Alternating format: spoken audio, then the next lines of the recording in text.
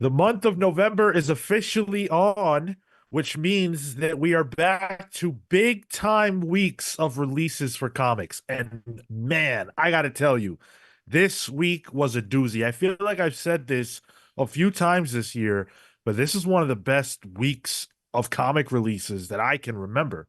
Massive, massive week. So excited to talk about all the books that we have on the docket today. But I'm also excited to be with the pals. We've got Cale. What's up, hot dogs? We've got Marco, Stacked and stacked. Tyler, That's what they called me in high school, Marco. Nice. Yeah. and I'm Sean. Thank you guys for being here with us, whether you are live or in the future. We appreciate you choosing us to be your review crew this week. We've got Counter. six of this week's biggest books. We've got Absolute Superman #1. We have JSA #1, Batman 154, Batgirl #1, Ultimates #6, and Aliens versus Avengers #2. What and Sean? What do you mean and House of Secrets? The initial issue of Swamp Thing? Wow, that's great call out, dude. I tell you what, the best part of that is, and the reason I am with you is because it's fucking $3.99 right there on the cover. That wasn't cover price But it's originally. it's a massive week when the main Batman title is out, and it's the lowest ranking book in that lineup. Is this a Cale happy for Comics Week? Oh shit. Listen, like it or not, like this is a banger week. All right. This is a marquee week. And we're going to kick things off with what is on the marquee. We are going to start with Absolute Superman #1. This is the final Absolute book in the first wave that we got. It'll be until what, March until we get another one. Yeah. So this is written by Jason Aaron with art by Rafa Sandoval. We also have Ulysses Ariola on the colors and letters by Becca Carey. This is an oversized issue similar to Absolute Batman. I'm not sure why Wonder Woman was the only one that wasn't oversized. Well, It was. I could say why. It was. It was a little bit more, but This gives us it gives us a lot, and I've seen a lot of people complaining about that, but it gives us, the Krypton side of things, and we learn a lot about the, life on Krypton, very much presenting us a class warfare type of environment where you have, your sophisticated class, the science class, and then you have the working class, and they're at odds because, history will tell you why they're at odds. It's always the case. But the story of that world focuses more on Kal-El's parents, who are, these really smart people, hardworking people who have both experienced being disenfranchised and essentially sent into the lower class for trying to speak out about the real problems on Krypton. Cut to Earth, where an adult Kal-El is in Brazil, seeing a lot of the same problems that that his parents dealt with on Krypton, and he's trying to make the Earth a better place through violent means, I guess. Violent, but also, also trying to take care of the environment, also trying to do the right thing. What did you guys think about Absolute Superman #1? This is the best first issue Jason Aaron's done in a long, long time. hmm. He just did Teenage Mutant Ninja Turtles, which I think we were a mixed bag on that. Probably leaning more towards positive. But this was Jason Aaron had a vision for what this is. And I think, and similar to the two other Absolute books, and I got to imagine it's a joint collaboration across the board, with Scott Snyder heading things. Those slight tweaks to what Superman is, they're almost even more important here, because I think lately Superman has been a kind of a hard character for people to relate to. And I think the choice of, we'll talk about it once we get to the actual content of the book, but the choice of what they change in Superman's origin is really interesting. Um, some of the complaints I've seen with this is that it maybe spends a lot less time on Kal-El, you know, than it should. But I think that's fine. I think you need to really establish who this character is in this world and in this universe. And I enjoyed the backstory with Krypton. It's important to the character, and it's important for this version of the character. I really liked it. I think I don't know where it stands quite yet in my three of the Absolute books, but I've really enjoyed this issue. On that point, and just looking from like a issue perspective, I think that sits at the bottom of my favorites at the moment. And not because this wasn't a good comic, not because this wasn't a good start. I think a lot of the positives that you've highlighted, Tyler, and for me in particular, the flashbacks worked really well to establish how, and this was something that I was thinking about across the Absolute books, is they all come from this place of privilege and access and authority. Wonder Woman is of the Amazons and mainline books. Batman is rich in mainline books. Superman comes from a high and in power family in Krypton, and they all get brought down to a different level. And so I like that that's a consistent theme across the books, and that they're used to great effect. The S being a symbol of the worker, of the proletariat, I was like, yo, fuck yeah, man. That's such a as much as it stands for hope, as much as it stands for the house of L. I like that they brought that house down. They made Superman that much more grounded for being an individual who we can imagine always being in the sky, flying, the city of Metropolis, that kind of stuff. And so I really, really like that. Um, and I think the voice here, it's still, we still don't know who this Kal-El is. And so I do like that there's a bit of mystery behind that. Obviously, he's doing things for altruistic means, which sits comfortably with the core of his character. But I think this, I'm definitely hungry to see more. This is the one character that I feel like of the three that I know the least about. Um, and I have some comments on the art. We'll let other people get their comments in, but yeah, some notes there.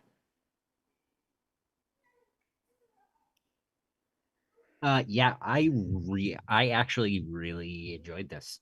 And I appreciate the comparison to Ninja Turtles because it's almost, for me, the other end of, as I perceive it, like what the scale of what Jason Aaron cares about.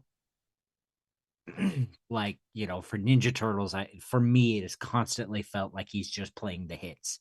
Oh, Raphael's a tough guy and he's in a tough situation. He's got to fight his way out of it. Oh, nobody cares about Mikey or takes him seriously. Now Leo's talking to Turtles. But Absolute Superman is completely on the other end, where he is putting his Jason Aronofsky into this. It's taking down billionaires and factories and championing the oppressed and making class commentary. You can tell that Aaron really, really wanted to put a stamp on this in a way that really feels like the original Superman from Action Comics, 1938, when in the first issue he beats up a domestic abuser. It feels, I don't want to necessarily say transgressive in that same way, but it feels like it's sort of tackling in that same ballpark. And I really love the bits of Krypton. I love that bit of analysis you just did, Marco. I thought the S being, the emblem of the worker or whatever was that felt a little on the nose to me, but I really like what you just said there. You're on mute. You're Sean, muted, You're, Sean. you're you're mute. muted. Red flag. Still You're muted. muted on Zoom, I think. Yeah. All the red That'll do it. flags. That'll do it. Yep. My bad. Want to say hello to Roboters 100. Kyle, how you doing, Kyle? Sanji, good to see you. Grayson Red, what's up? Dex Baker, Silhouette, Amin Perez, Alexander Bruno. Those are the names I can see right now. And of course, we have to shout out Emily, the goaltending drummer, with the $2, who says, hello, this week effing sucked. Yes, it did. What do you mean? Yes, it did. And Something happened? Okay, UK boy. All right. Good comics. I don't know what I've you're talking gone through about. mine. we're not gonna get into that really too much, but thankfully we've got a great week of comics. And hopefully everybody out there is hanging on, hanging tight, hanging strong, and taking solace in the books that we have access to. And the beauty of that. Uh Speaking of beauty, this was a really beautiful book. I really loved Absolute Superman #1. I thought it was awesome. Um I think that Jason Aaron clearly has something to say. I don't know how original it is of a statement to make, but I'm still interested in it.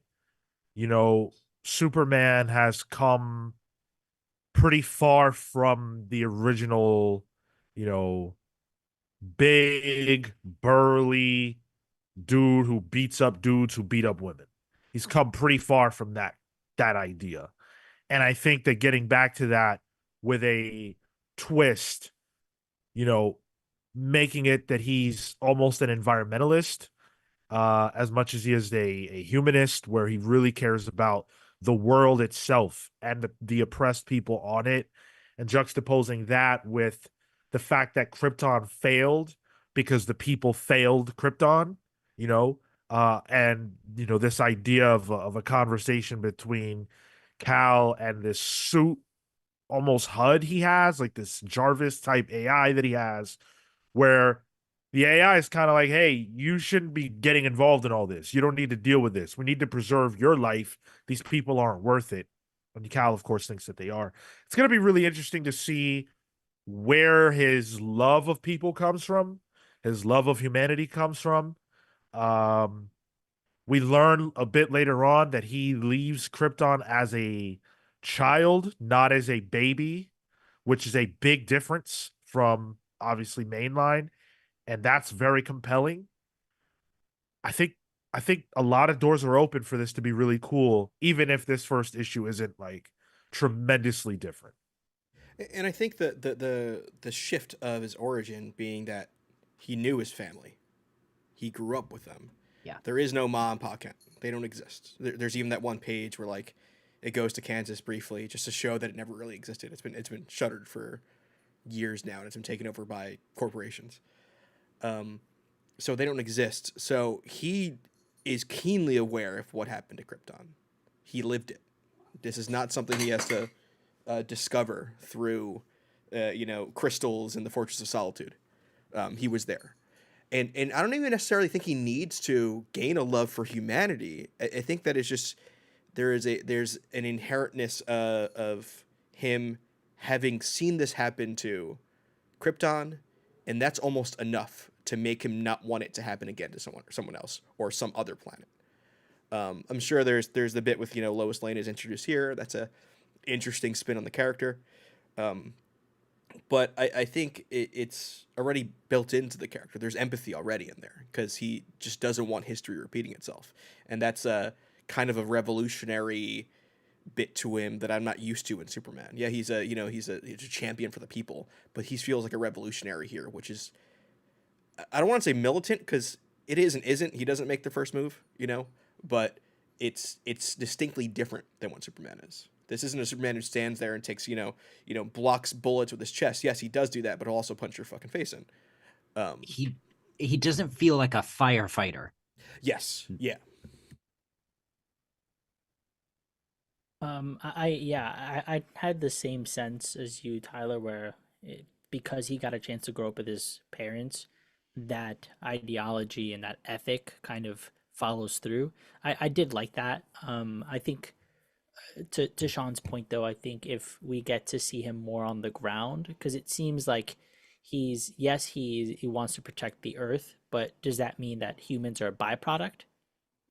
Like they live on the earth, and it just so happens that by doing good for the earth, they also survive. I wonder if that's the dynamic. So because I felt like there was a bit of separation from the human element, where I think Ma and Pa Kent gave him the like, oh, you're a people too, right? Where he very much is still the alien, but he's like, they're ants on this, anthill. I'm protecting the anthill, and by proxy, the ants.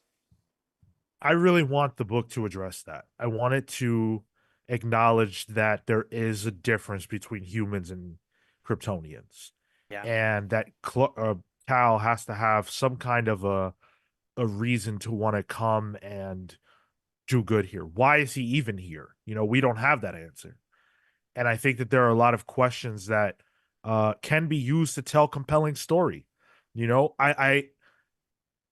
I guess I just don't want it to be same old Superman. I really am hoping for something a little bit more interesting.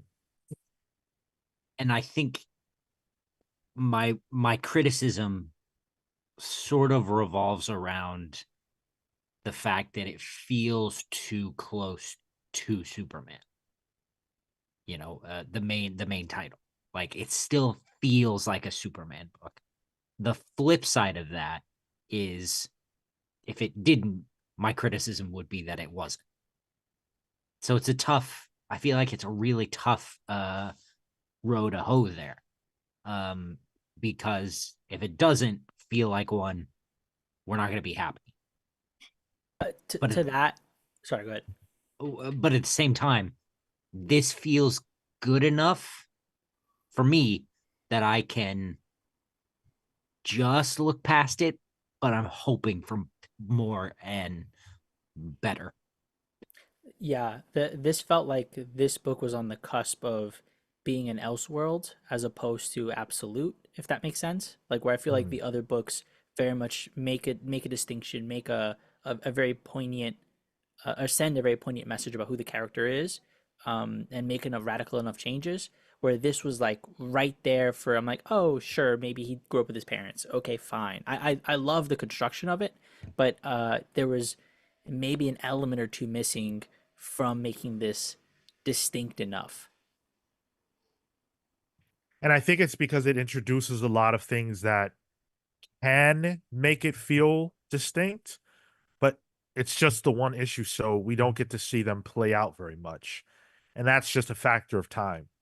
I Sure. hope, though, that what Aaron is laying out will lead to that different, that will make this stand out. But I would say that of the three, well, I was going to say of the three, it feels the least different. But then again, Wonder Woman is essentially the same character.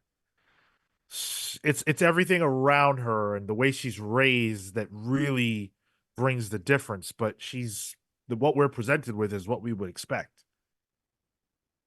I think the difference for me is that we didn't get a ton of her.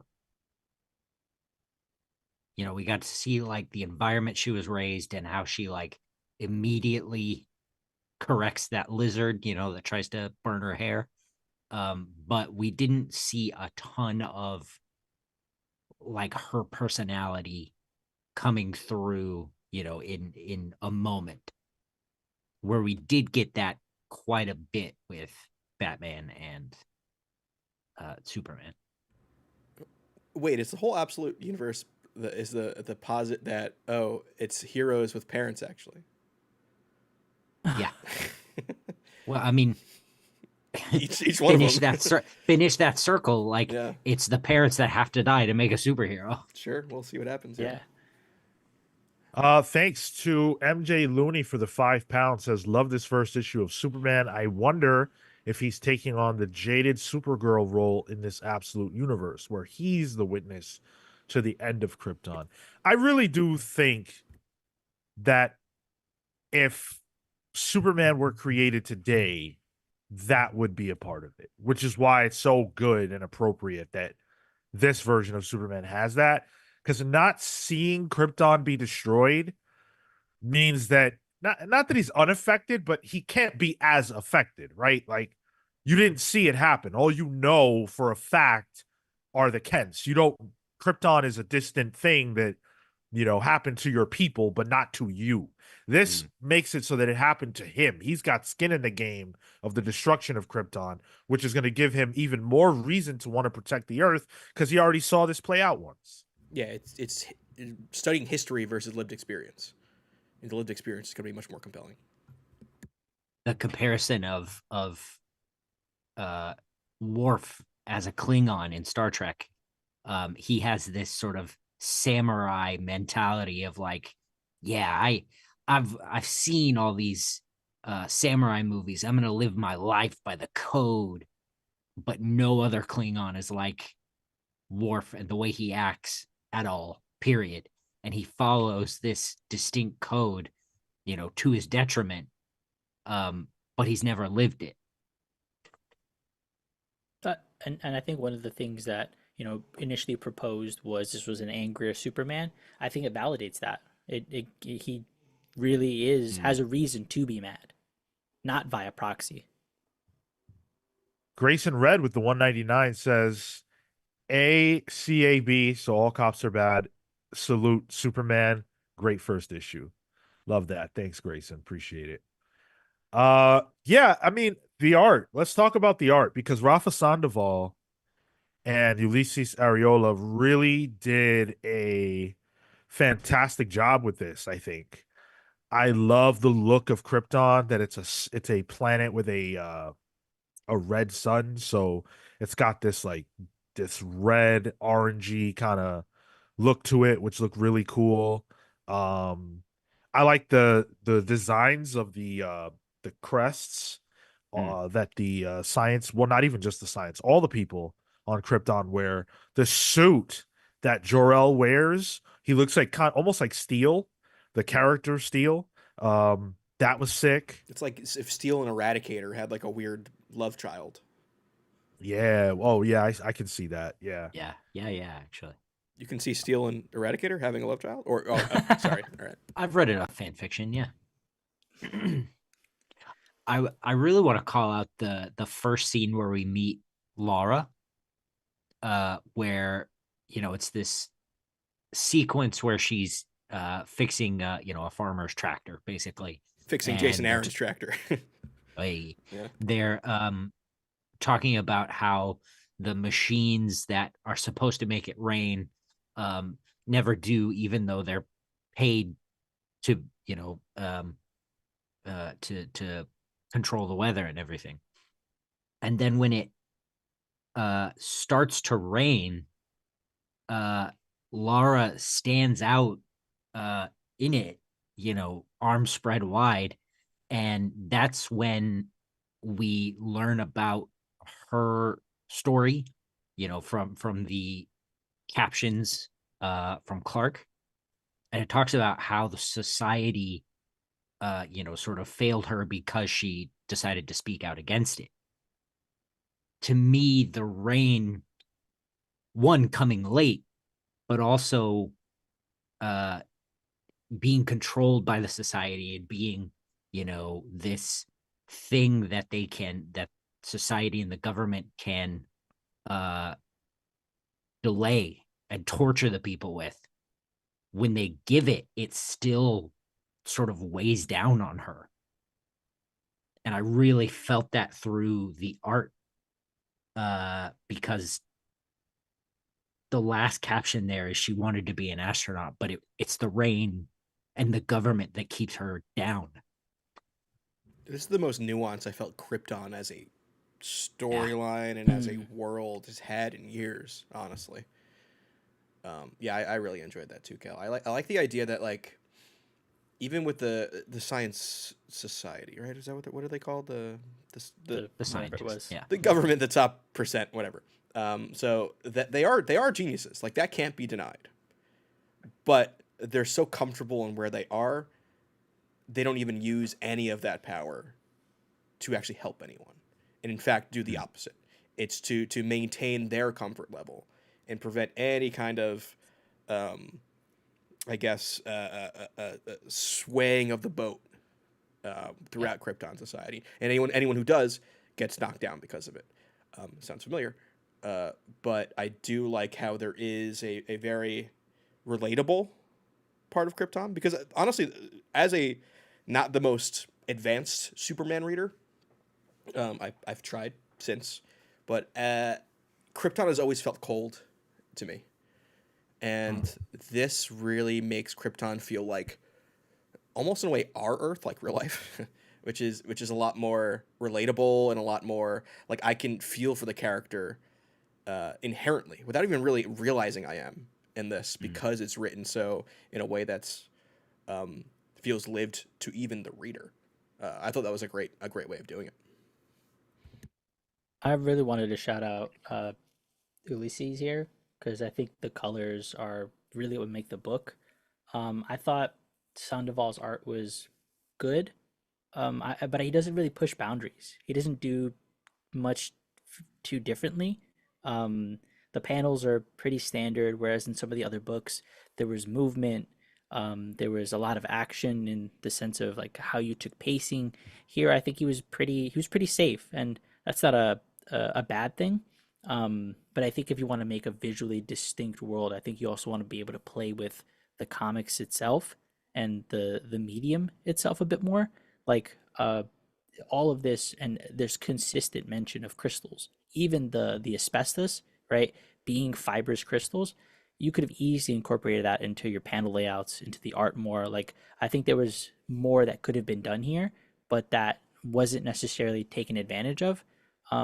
Again, the art is excellent, but I think you can push the boundary here because this is an absolute book, um, Mm.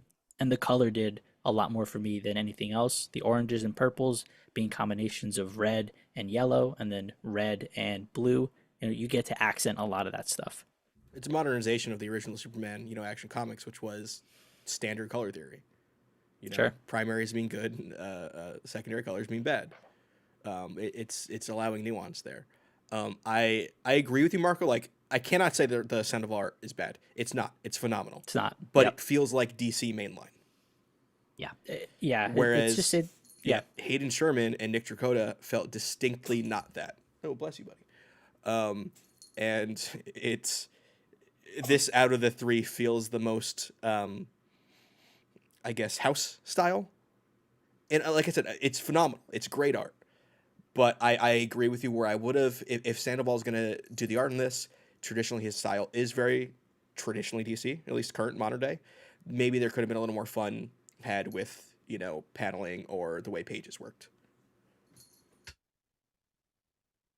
not going to say easily like Marco did, but. Yeah. No, no, no, no. Oh, is that what you guys are laughing at? Yeah, Yeah. you're like, oh, just do crystal patterns. I'm like, okay. All right, Mr. Artist. Well, it is that easy when you plug it into the fucking AI prompt, right? Was that Marco at the end of the issue? Wow. right there, dude. Yeah, I don't want to see bald Marco. No offense, Marco. I kind of do. Hmm. I thought this was great. I really don't have complaints. I think for me, it's at the bottom of the three absolute books, but not because it's not quality. I just need to see more stuff. I think I came into it sort of knowing what I would think about it already. Um, this is the one that needs the most time to show me something. But I like what I see so far. We didn't bring it up, but the suit. Um, it's funny because in Action Comics, or was it was Superman? It was Williamson's Superman. We talked about how Mercy is now the person in the chair for Superman, so it gives him someone to talk to while he's doing superheroic things. Aaron kind of does the same thing here, by giving Superman his own like Jarvis AI, where his suit, it's almost like Skeets, where his suit is kind of talking to him and giving him probabilities and damage meters and stuff, so that he has someone to bounce off of while he's doing superheroics. And I find it interesting that two writers at the same time figured out similar solutions to what can be perceived as a problem for Superman. I didn't care much for it. I see what you mean by like it could be a problem.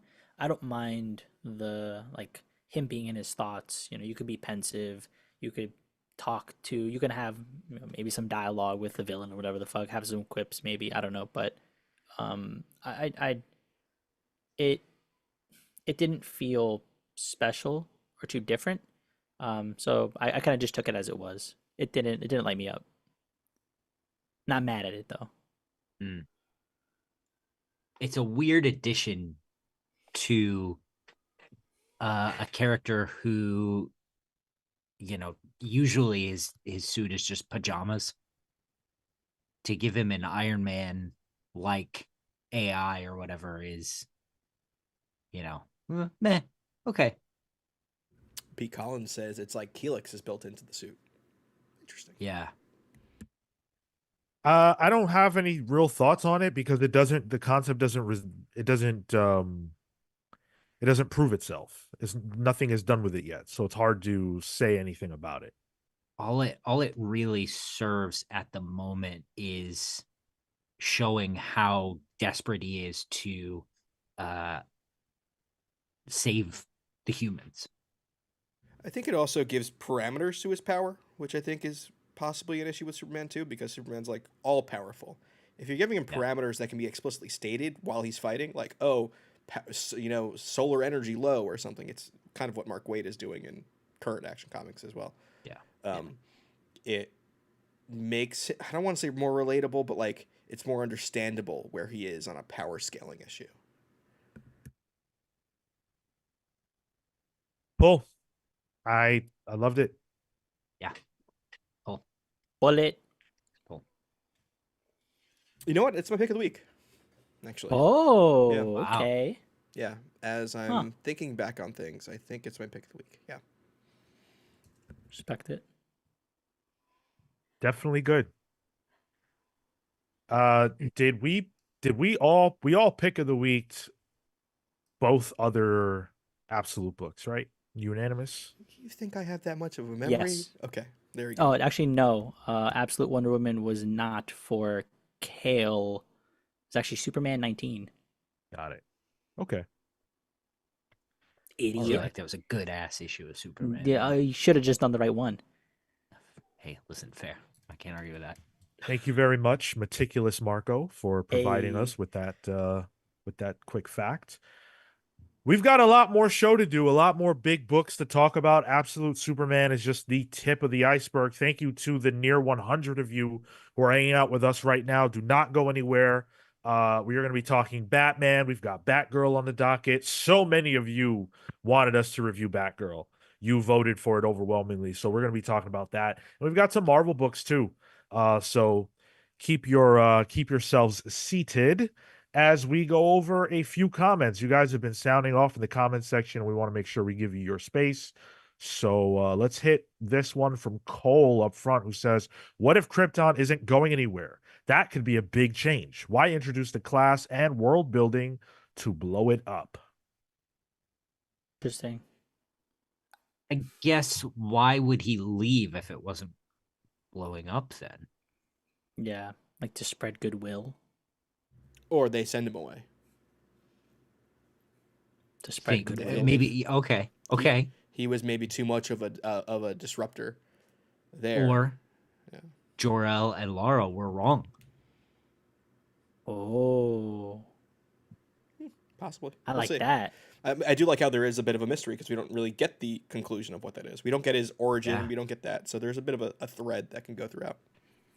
There's been a lot of discussion, especially in the Discord, about how it seems like they're sort of Jor-El and Lara are climbing the social ladder and they're knocked down.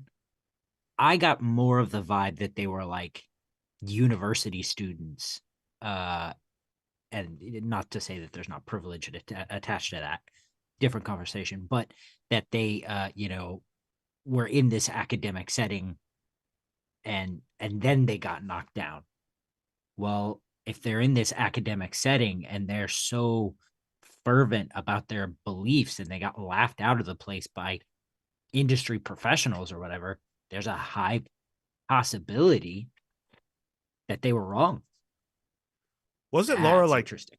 9 years old when she Yeah, is she got like blackballed then. Yeah. yeah.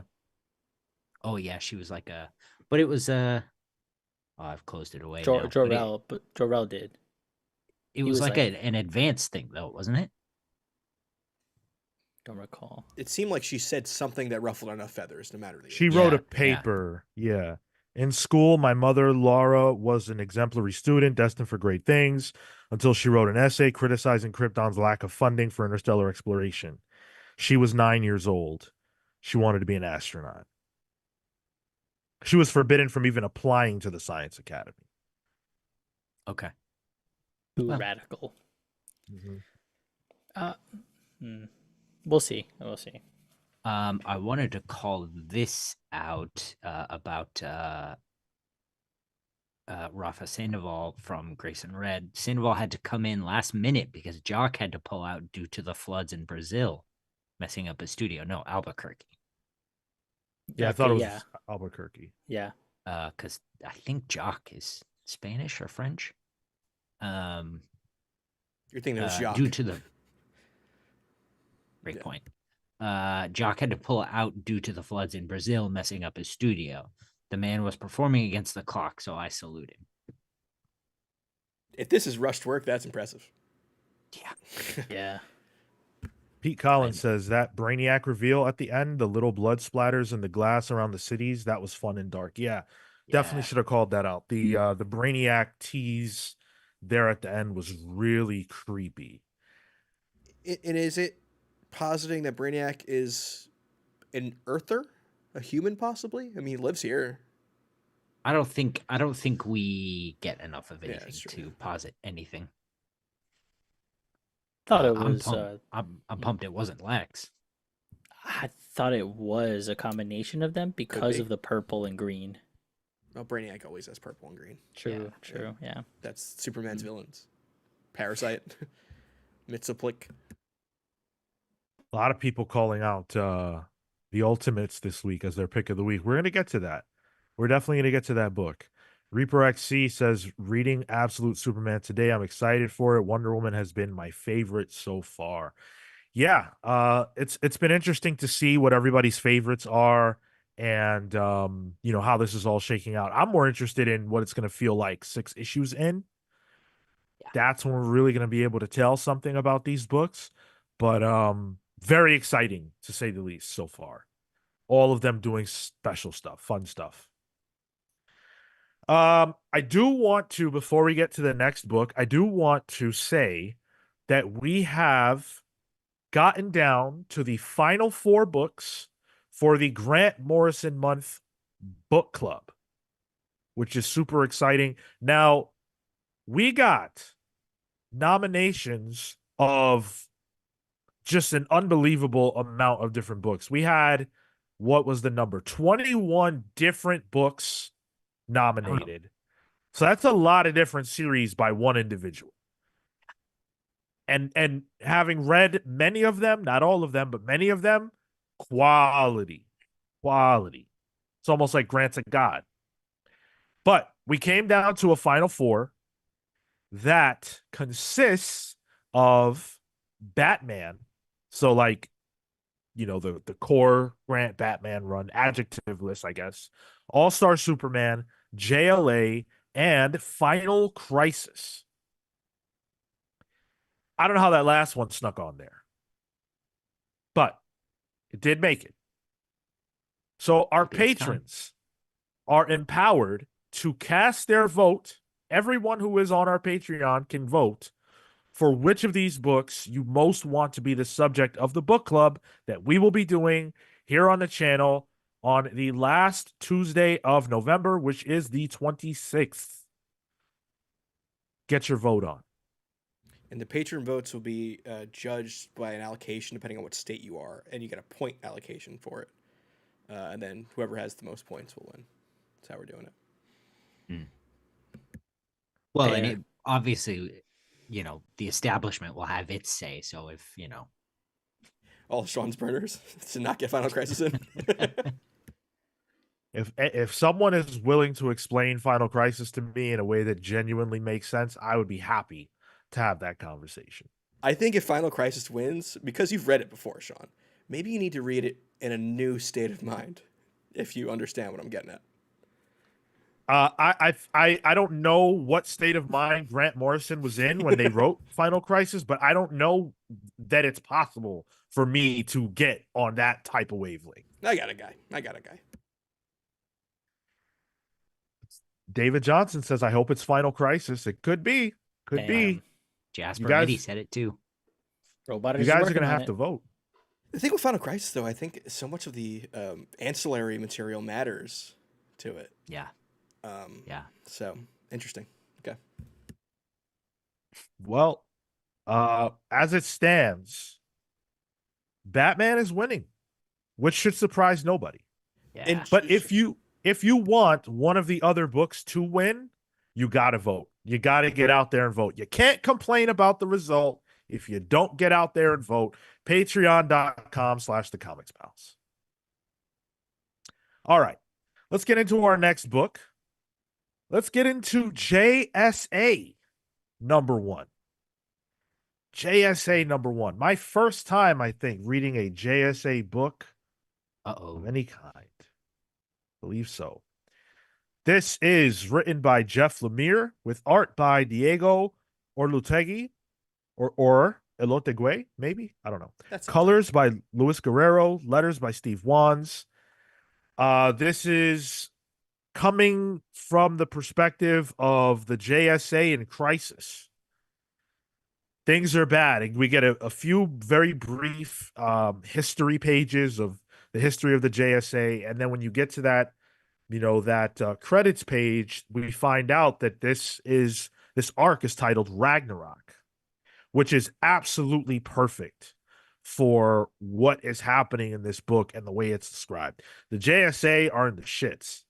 There's a conspiracy abound, and they are at each other's throats. There's a divide between almost the old guard and the newer guard, and just how to solve this problem. And it's like nobody is in a good spot. No one's having a good time. It's just hell. This comic book was like, when I finished this book, I said, this is how you write a #1. This is how you Nice. write an issue 1. Hmm. This was Interesting. pitch perfect. I was enamored with this comic book. What do you like? Actual character drama in your comics, in your team books? Turns out I do. Maybe X-Men should try and look at Jeff Lemire for their books. I'm with you, but I have some issues. I did really like this issue. I thought the Orlet Tugui art, and I've seen him on a couple books here and there. I thought it was really good. I think it's real emotive character work, which I think lends itself to the very emotive character beats that Jeff Lemire writes in this. I did feel like, I don't know if Jeff Lemire is throwing us into like in the middle of things, or if this is runoff from Jeff Johns' run. So there is a bit of, I did feel a little off balance, I guess, on where I was with the story. Almost like I had missed an issue. And maybe I did. If this is a continuation of what happened at the tail end of Jeff Johns' run, then screw me for not reading that. Which also is very classic comics in a way. But I did really enjoy, like, reading this issue alone, I can tell you where all the little intricacies are with the characters. I could probably make a map of who's with who, who's arguing with who's a couple, who's a will they, won't they. I thought that was a really good job of what Jeff Lemire was able to do in this. And I think that's kind of, from what I understand, I'm not a big JSA guy, but from what I understand, a big thing that people love about this team. Drama. Drenched in the drama. Oh, so good, dude. Yo, I even for this one I even got the Jeff Lemire cover. Is it a wraparound? Oh, It's not a wraparound now. Oh, okay. Then there's a second cover then. Yeah. Can you hold that a little closer? Yeah. It's on the stream, Cale. I just put it on. Oh yeah, that's Jeff Lemire cover right there. That's, Yeah. it sure is. Everyone looks Played like myself, not they got kidding. full body gout. Yeah. And then it opens up to the other cover. Well, if you guys knew, did you know that if you get the alternate cover for this one, it actually opens up to another because the other cover sits underneath it. Dude, I missed that guy by this close. Welcome to Comics Physically in 2024, Marco. Sean's been here the whole time. Yeah, man. The drama in this, just like the interactions, the way that um the when was it? Where was it? When somebody came over to Jade and was just like, "Oh hey, Sand, say hey, so just want to kind of talk about what happened. Like, want to talk about us." I was like, "Excuse me."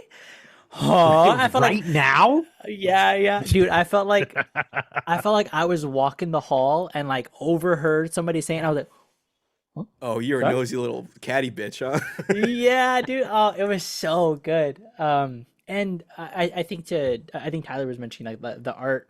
Um, it was Diego does a good job of like representing the characters. They're very angular, but still kind of static, which I don't mind too much. But I think communicating action and then immediately going into moments of uh just tense.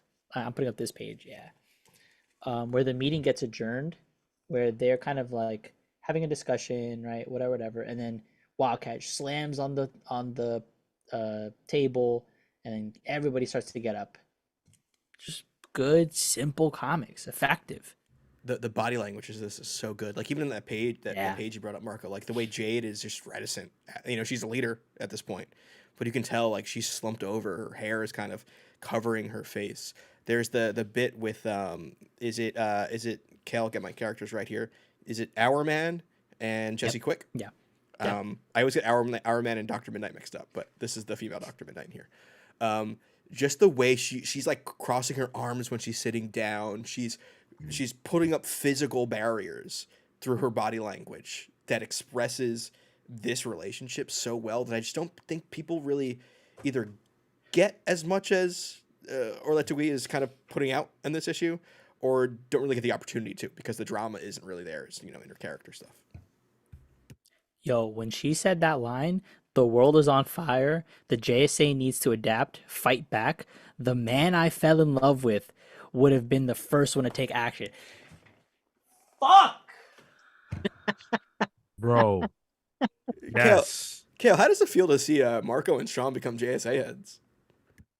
Hey, let me tell you guys, if you were into this, I have some books from 50 years ago to sell you because this is what Teen Titans and the Legion were full of. Let me tell you Wow. who I love the most in this issue. Yeah. Wildcat. Let me tell you who I love the most. So there's a character named Wildcat. Bless. Now he sucks. And what I love is that every single time I see him in a comic book, somebody, whether it's him, someone else, always acknowledges something about him that sucks. And that was great. I really loved it. It happened here. Was it Alan It Scott was- that's like, Wildcat, you Yeah. can't really do shit right now? Yeah. He put Wildcat in his place. He said, "No offense, Ted, but we both know you couldn't keep up." That was beautiful. I love Alan Scott for that. But Damn. my favorite character coming out of this was actually Wildcat 2. I assume it's 2. It better be 2. There should not be more than 2 of this person. Yeah. But the woman Wildcat, it's awful. The woman Wildcat, Yolanda. The other one's an actual panther. Oh, all right. Well, that I like.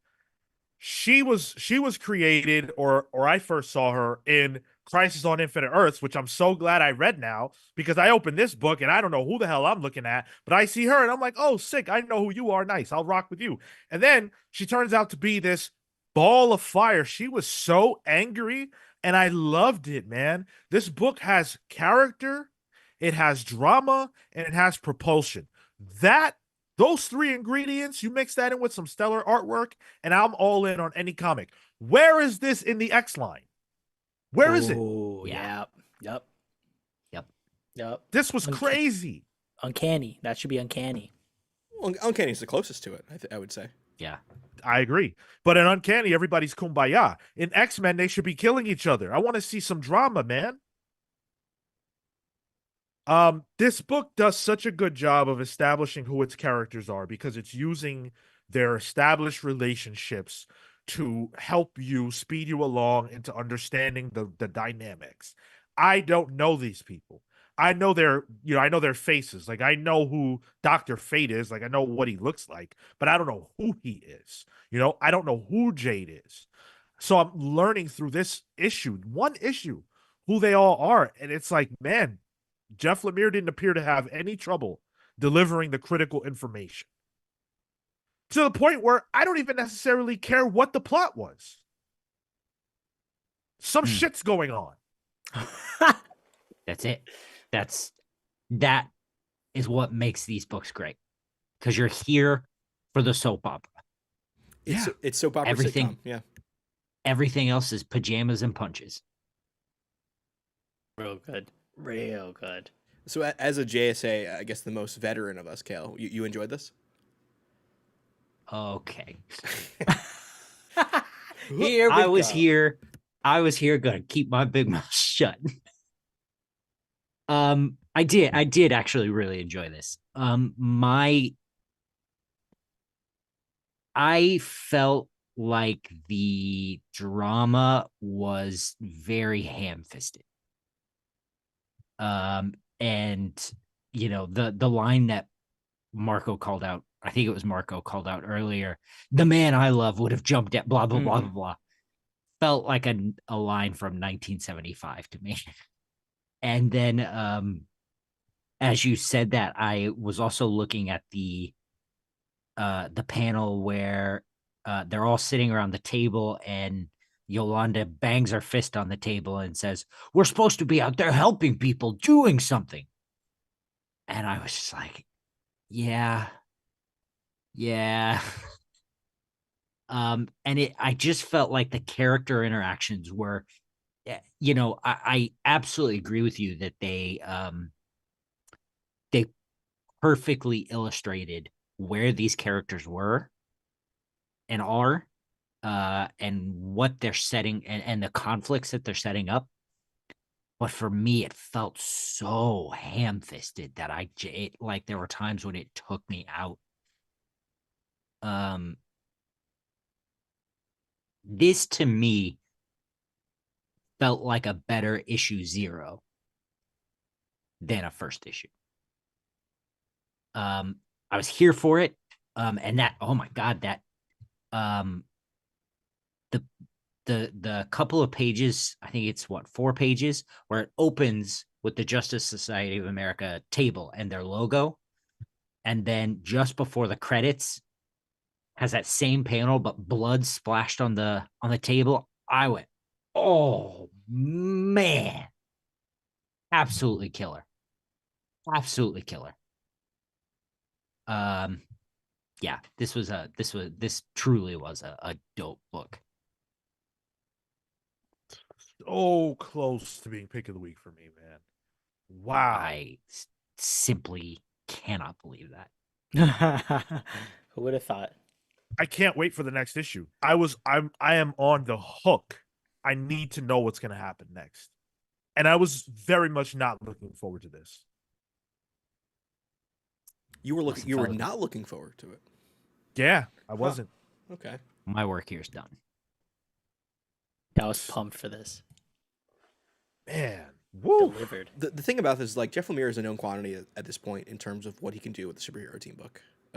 He's been, I don't want to say this book has been, Black Hammer has been practiced for this book, but a lot of the tropes and characters of Black Hammer are literal, snags from the JSA and early DC comics. So this is, I mean, he has to play within the bounds of DC a little more here, and I'm sure there are some creative boundaries he has working as a cog in a machine. But this guy knows what he's doing. This is what he was built for, honestly.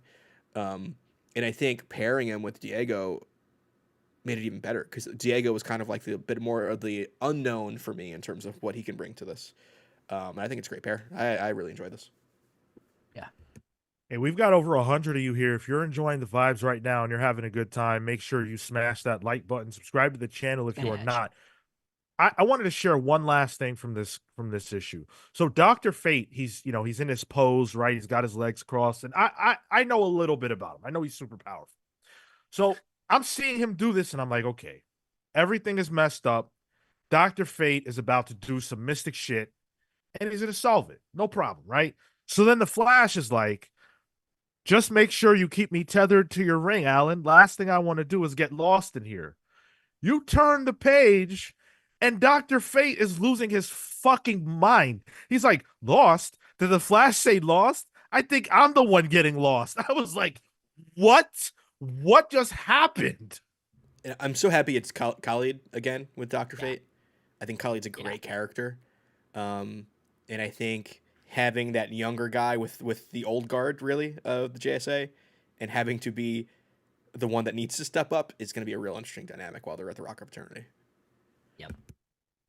Dude, pump this into my veins, man. Wow. Uh, Easy pull. Dan needs to know if you ever read Jeff Johns' JSA. No, Sean? I have not. That's fun. That Cale got me into, which is what my knowledge of this is and why I was excited for this kind of stuff, because I love Lemire and I love that he's tackling this. Since we're on it, with the JSA, the community has been doing a mini book club on JSA the Golden Age.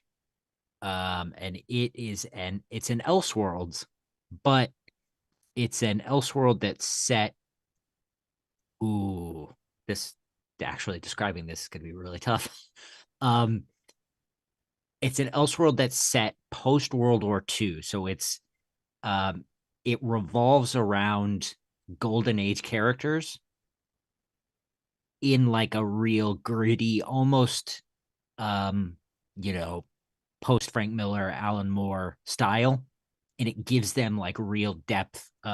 People like Alan Scott, running a television studio in Gotham, and Johnny Quick, putting together a documentary about uh, superheroes and where they went during World War II, and why one of them has come back from the war not the same. And Sean, you need to read that book. I listened in on that one, and I was enthralled with the conversation, the depth to which you guys were going. So highly recommend. I haven't yet read it, but it turned me onto the book enough that I want to read it off the app. And that's James Robinson too, who I'm a James Yeah. Robinson fan. So Yeah. Okay. Yeah. Okay, sounds good. so I saw Sean's eyes open when I said James Robinson. I know. Yeah. Silhouette says supposedly JLU is peak. Well, Silhouette, you've got too many K's in that, brother. Silhouette says it's going to be nice to read the JSA and JLU titles both going strong at the same time. 4Ks. It's okay. Don't Oh, sweat. okay. It's 4Ks. That's Oh, carrot. It's all right. carrot gold. That's the They said amount it's of a gold- Ks we like. Yeah, it's a gold comic. Okay. I thought he was doing his best. Never mind. The Neighborhood Merc says, I've never really read much of JSA, and honestly, I mostly picked this up because it's Lemire writing this, but I absolutely love this issue. Great start for someone not well versed in Yep. JSA. Yep. Honestly, I would say any aspiring writer for Big Two should read this so you understand what it is to write an issue 1 for Big Two, because this is what it needs to look like. 4 teams. Yeah. Interesting. Yeah. And it's not your pick of the week. Huh. What, did Ultimates No. come out this week or something? Maybe it's Batman 154. Good Could segue. very well be. Written by Chip Zdarsky, with art by Carmine Di Giandomenico, letters by Clayton Cowles, colors by Hi-Fi's. Lots and lots of moving and shaking in this issue. Revelations, if you will, as Batman is still trying to uncover the Riddler's real plot. We've got some Court of Owl shenanigans going on. Nakano, the mayor, was dead, or is dead. He was murdered. And meanwhile, Batman's, or should I say Bruce's maybe brother, is lurking in the shadows. Can't wait to hear this conversation. Can I just say real quick, on the cover, two things on the cover that jump out to me. So the cover is, I believe this is Jimenez on the cover. He drew the chalk outline of Nakano with the eye patch, which I thought was the stupidest shit ever. That's funny. I didn't even notice. That's so dumb. And also, his Riddler looks like the long lost member of the Gorillas. I just think that's funny as well. This issue, though, was interesting. I don't dislike Chip Zdarsky's Batman. And this is pretty much how I felt for his entire run. I think there are more hits than misses. And this issue is kind of a whodunit with, Batman kind of trying to figure out, all right, Nakano's dead. Who did it? Here are all my, suspects. Let's check in on all of them. But I don't know, man. It just seems like Chip's reintroducing the Court of Owls in this with this Leonard Cale is this new character that's apparently the head of the Court of Owls. He just doesn't want to wear the cool mask. That mask is cool. Just wear it. And I just I know Chip's run is ending, and I'm like, why are we bringing all these new characters in? I don't really see where we're going with this. And then the ending. We'll get to it, but the ending was interesting. I didn't hate this. I like Carmine DiGiomenico a lot as an artist. Yeah, no, I think this was solid for me. It's not lighting my pants on fire. My pants remain firmly without flame. But it's fine. This was one of those issues where I feel like from a text perspective, Chip, it felt forced. There was a moment, I'm trying to pull it up over here. There's moments where I just feel like he's trying to get Batman to say some cool shit, and it's taking me out of the book. Like he's not focusing in on the character as much as he is on the idea of Batman. And I think that's hurting my engagement with it. Damn, where is this page? Where the woman was the wife, Miss Nakano, or not Miss Nakano, but the assistant was like, oh, why did the bad guys kill good people? And it's like the selfish men, the ones who see the good men standing in their way, came off a little corny. There's moments down the line that started to come off really corny, and I feel like he started to lose a bit of grip on the character, and so that started to permeate throughout this for me. And by the end, I wasn't interested. The reveal twist was cool, but I don't know. I'm not engaged with this book anymore. Art was fun. Art was good. I think it also hurts knowing we're getting Jim Lee and Jeff Loeb coming up. Yeah. I do feel like almost a bit of senioritis. Like, all right, we're almost at the summer vacation where things are going to be interesting and fun. Should I care? Not that I can't get invested, but I don't think Chip's doing a good enough job getting me invested, getting me there. It's interesting that you took it that way, Marco, because I sort of feel like it's Chip with the senioritis. I just like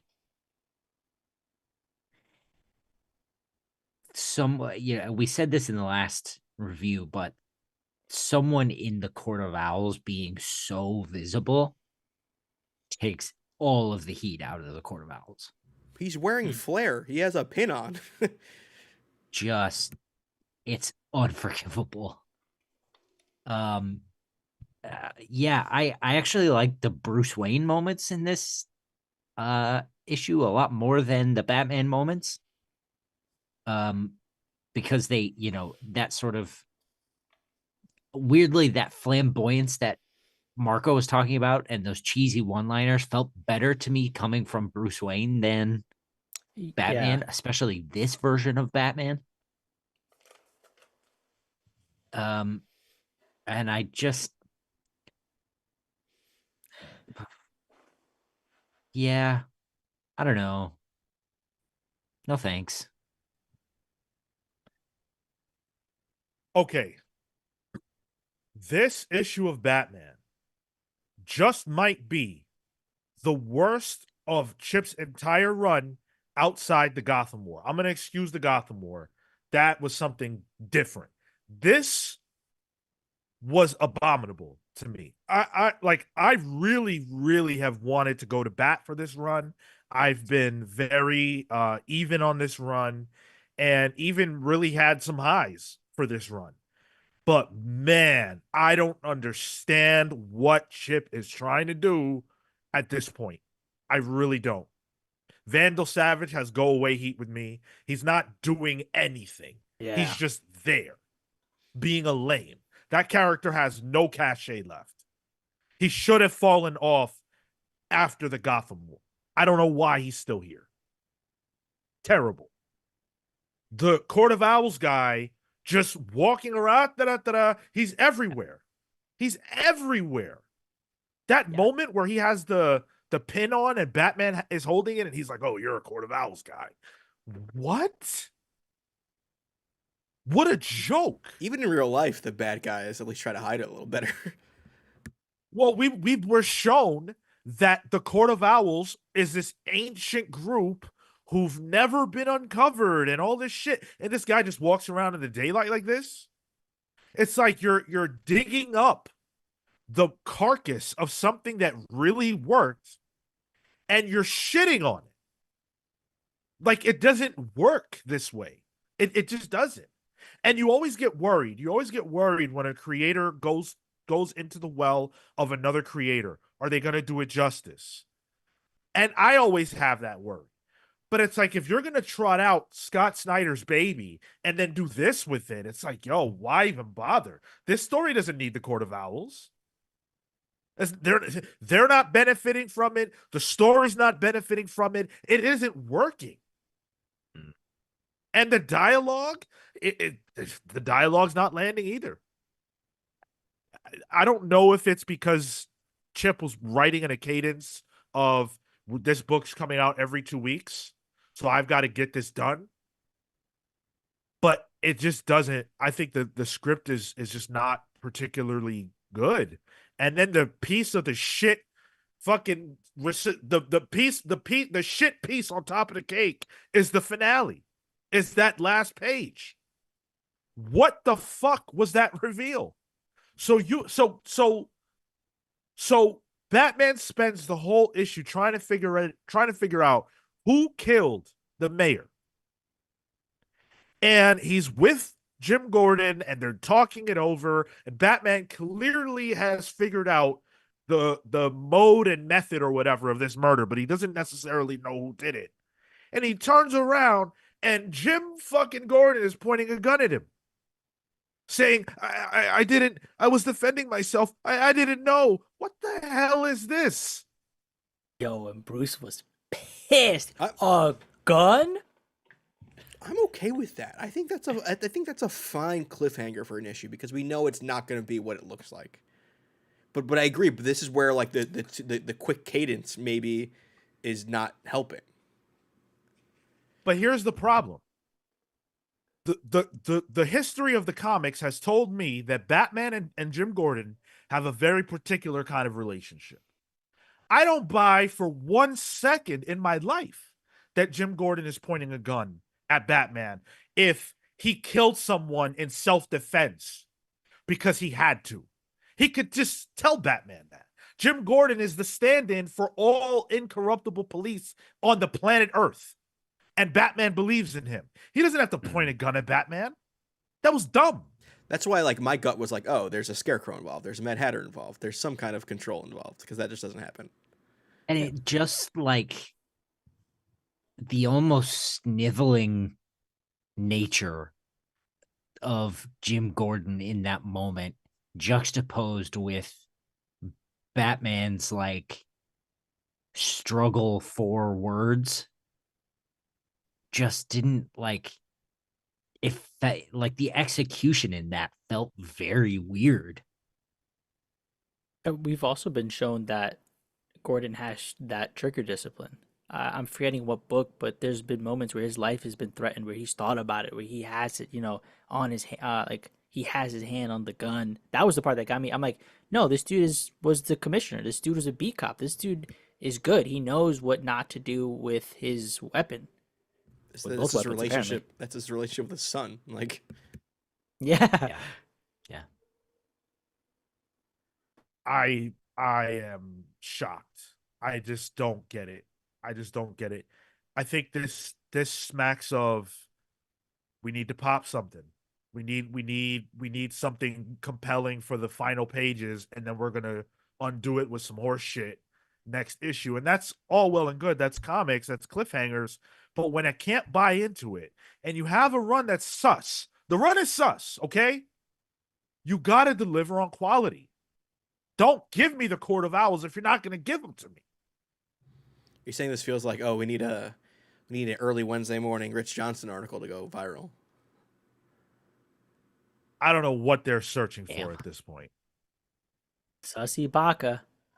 Oh no, Who not was that it show, earlier? Marco. No. Columbo says, I'm hashtag all out on this dog. I man, I never thought that I would say pass on Batman, a mainline regular old issue of Batman. But I am passing. Like I do not think this was particularly good. Top down. The art, I mean, the art is good. Carmine always brings it. The art is definitely not the problem here by any means. I just don't get what Chip is going for. And I don't think that any element of this story, for me, no element is working. On the art front, I will say there's a distinct lack of shadows. There's a lot of just like in color moments, not shadows from like an inking perspective, but Batman lives in obscurity to some degree. Like, yeah, he's out here in the open right now, but I think that's probably my only thing where everything is constantly well lit and well described, and um, yeah, that removes some of the mood of Gotham and the book I for think me. that is in on purpose though, because I think this issue, the arc posits, that Gotham is healing, it's getting better, but the people don't realize it. So I wonder if that is purposely like, all right, we're gonna say that Gotham is getting better. It may be a lack of shadow is just a way of kind of revealing that in the art, The or last issue was the same way. yeah, which different So it's artists. So definitely, yeah, yeah, it's definitely a deliberate. I don't think it's working. I think it's weakening Batman visually, but it is on purpose. Pass, boys. Yeah, I'm looking at this page where Gordon's pulled the gun, and I just these books. I'm I sorry, did it. Chip. I'm sorry. I'm a huge Chip Zdarsky fan. This sucks. I'm sorry. Pass. It's just rough. I mean, we're normally never this negative about a book if it's not a Krakoan era X-Men comic, but this was just really really rough. I think for me it's a very limp pull. Hesitant. Yeah, like you're both tired. It's late at night. You feel Lo- like, all lo- right, well, we don't get much time together anymore, but let's do something. Not Sniffling cold. enthusiastic, but Andronico Bros, thank you for joining us. I'm sorry you're joining us in the midst of this. Says in lighter Batman news, I'm looking forward to Dark Patterns. Art looks sick, and the time period is one to explore. That's gonna be great. Dark Hayden- Patterns, Hayden Sherman on yeah. art, Dan Mm. Waters on the script. Oh yes. That's gonna be awesome. Batman detective book. Yeah. Year two ish. Oh, I vaguely recall that. Yeah. Mm-hmm. Comic book history says, yeah, DC All In has just sucked. You're smoking crack. Nah, I don't know bro. what else to say. That is just crazy. I don't know how you get to that point in your brain. This has been probably my first negative reaction to an all-in book. And surprisingly, it's the All In book that has the same creative team essentially as Word, yeah. before that. Yeah. Yeah. So if anything, it's more of a condemnation of previous DC than All In. John John B. B. Go ahead. Oh, please. John B says, I love how often I'm on the opposite side of the coin from Sean. Like, I agree the dialogue wasn't good, but I'm still enjoying where the story is going. But the dialogue and the setup of those last 2 pages are like what really set that tone. Like, I agree, like, Batman catching Commissioner Gordon in a murder and then a cover up to the point where Gordon pulls a gun on him. You know what? That's pretty compelling. But the fact that they both like come across as like, I don't know, weaselly on both sides to me, like, it's just like, I don't, this is bad. Like, it's bad heat. I'm telling you, it's fear toxin. It's that stuff the Court of Owls put into the maze that made everyone go crazy. And that's fine and probably true. But you know, it's gotta make me want to come back for more. And those 2 pages do not do that. If that's the case, I will gladly take my words back. If it's just some kind of a fear toxin or something like that, then I'll take my words back. That's fine. I still wouldn't like this issue, but it would at least redeem the ending in particular. Because okay, fine, they're under some influence, but they don't feel in character. That doesn't feel like an in character situation. So if there's an explanation for them not being in character, then it makes sense. Yeah. Also, John B, I appreciate that we don't align. That's cool, dude. I'm glad you enjoyed it. Planet 628 said, "You guys are complaining now? He had Batman survive re-entry from space." We had thoughts about that when that came out. He's Batman. Yeah. I don't really question much of what Batman does. There's the thought. All right. We put up a poll and we asked you what book you wanted us to read this week of 4. And overwhelmingly, over 50% of you voted, and that's 500 plus people, nearly 600 people. This might be the most voted in poll ever. And I would love it if we could top this, 563. 53% of you voted for Batgirl #1. The Cassandra Caniacs were in full force. Nice. You guys went hard in the paint for your girl. And so we are absolutely going to be reviewing Batgirl #1. Before we get into that, I do want to let you know that this week's poll, the poll that will determine the book that makes it onto the show next week, is currently up. And on it, we've got Psylocke #1. So another new #1 from the X-Land. Green Lantern #17. Terminator #2, which I'm very excited about. It's got my man Sal from Comic Pop with some backup pages in there. And Transformers #14. So make sure you cast your vote. I think we've got an interesting group of books rather. No clear outlier in terms of popularity, although right now Green Lantern is crushing them. Honestly, rightfully so. That Green Lantern book is fucking fun. I was Yeah. so lost that last issue. Yeah, you handled JSA fine. Yeah, dude, it's just good, man. I think the art in the last issue didn't help. I put my vote in. Make sure you get your vote in at youtube.com/thecomicspals under the community tab. If you're in the chat currently, I posted it up so you can go ahead and click through. Beautiful. All right, let's get into Batgirl. This was written by Tate Bromble with art by Takeshi Miyazawa, Mike Spicer on the colors, Tom Napolitano on the letters. I have only the Birds of Prey book as familiarity with Cassandra, so she might as well be a new character. This is the second new #1 that I read this week that knocked me on my ass.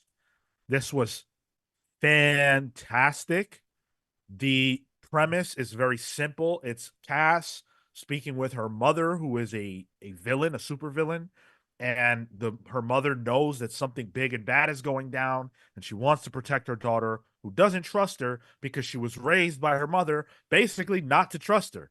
She was taught, and has this almost superpower ability to read people, but her mother is her mother. So it's like, can she read her mother? Can her mother outread her? Can her mother put things out there for her to read that are actually red herrings? Like, there's so much working in there, and you can take that and think about your own relationships with your parents or people, and how much do you do that? How much do you have to be, aware and on point? And in the midst of all that mother and daughter, strife, there's a ninja fight. What more do you need from your comic books? Oh, you need heart? This has it. You need emotion? This has it. It's great. It has emotion from a character who you never see her face. And I think that's one of the things that I really liked about Cassandra Cain as a character throughout her history, is that she doesn't often take her mask off, at least in her initial run in characterization.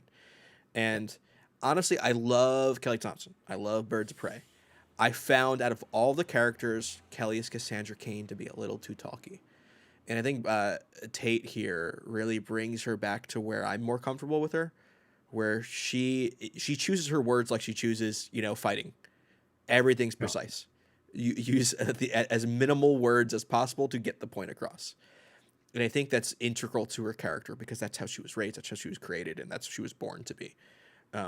And I think, Sean, you bring up a good point with, her having her have to, be with Lady Shiva in this. Was probably number 2 to Ra's al Ghul in terms of like deadly kung fu fighters that Batman's had to face off against.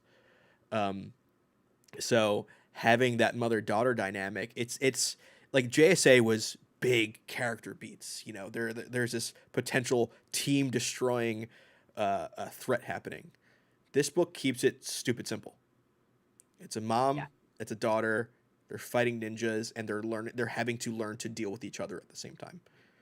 And I think it was a perfect choice for what this book is. I had a lot of fun with this. And the Miyazawa art with Mike Spicer, every part of this book, I was looking at, I'm like, man, this is just good-ass comic book storytelling.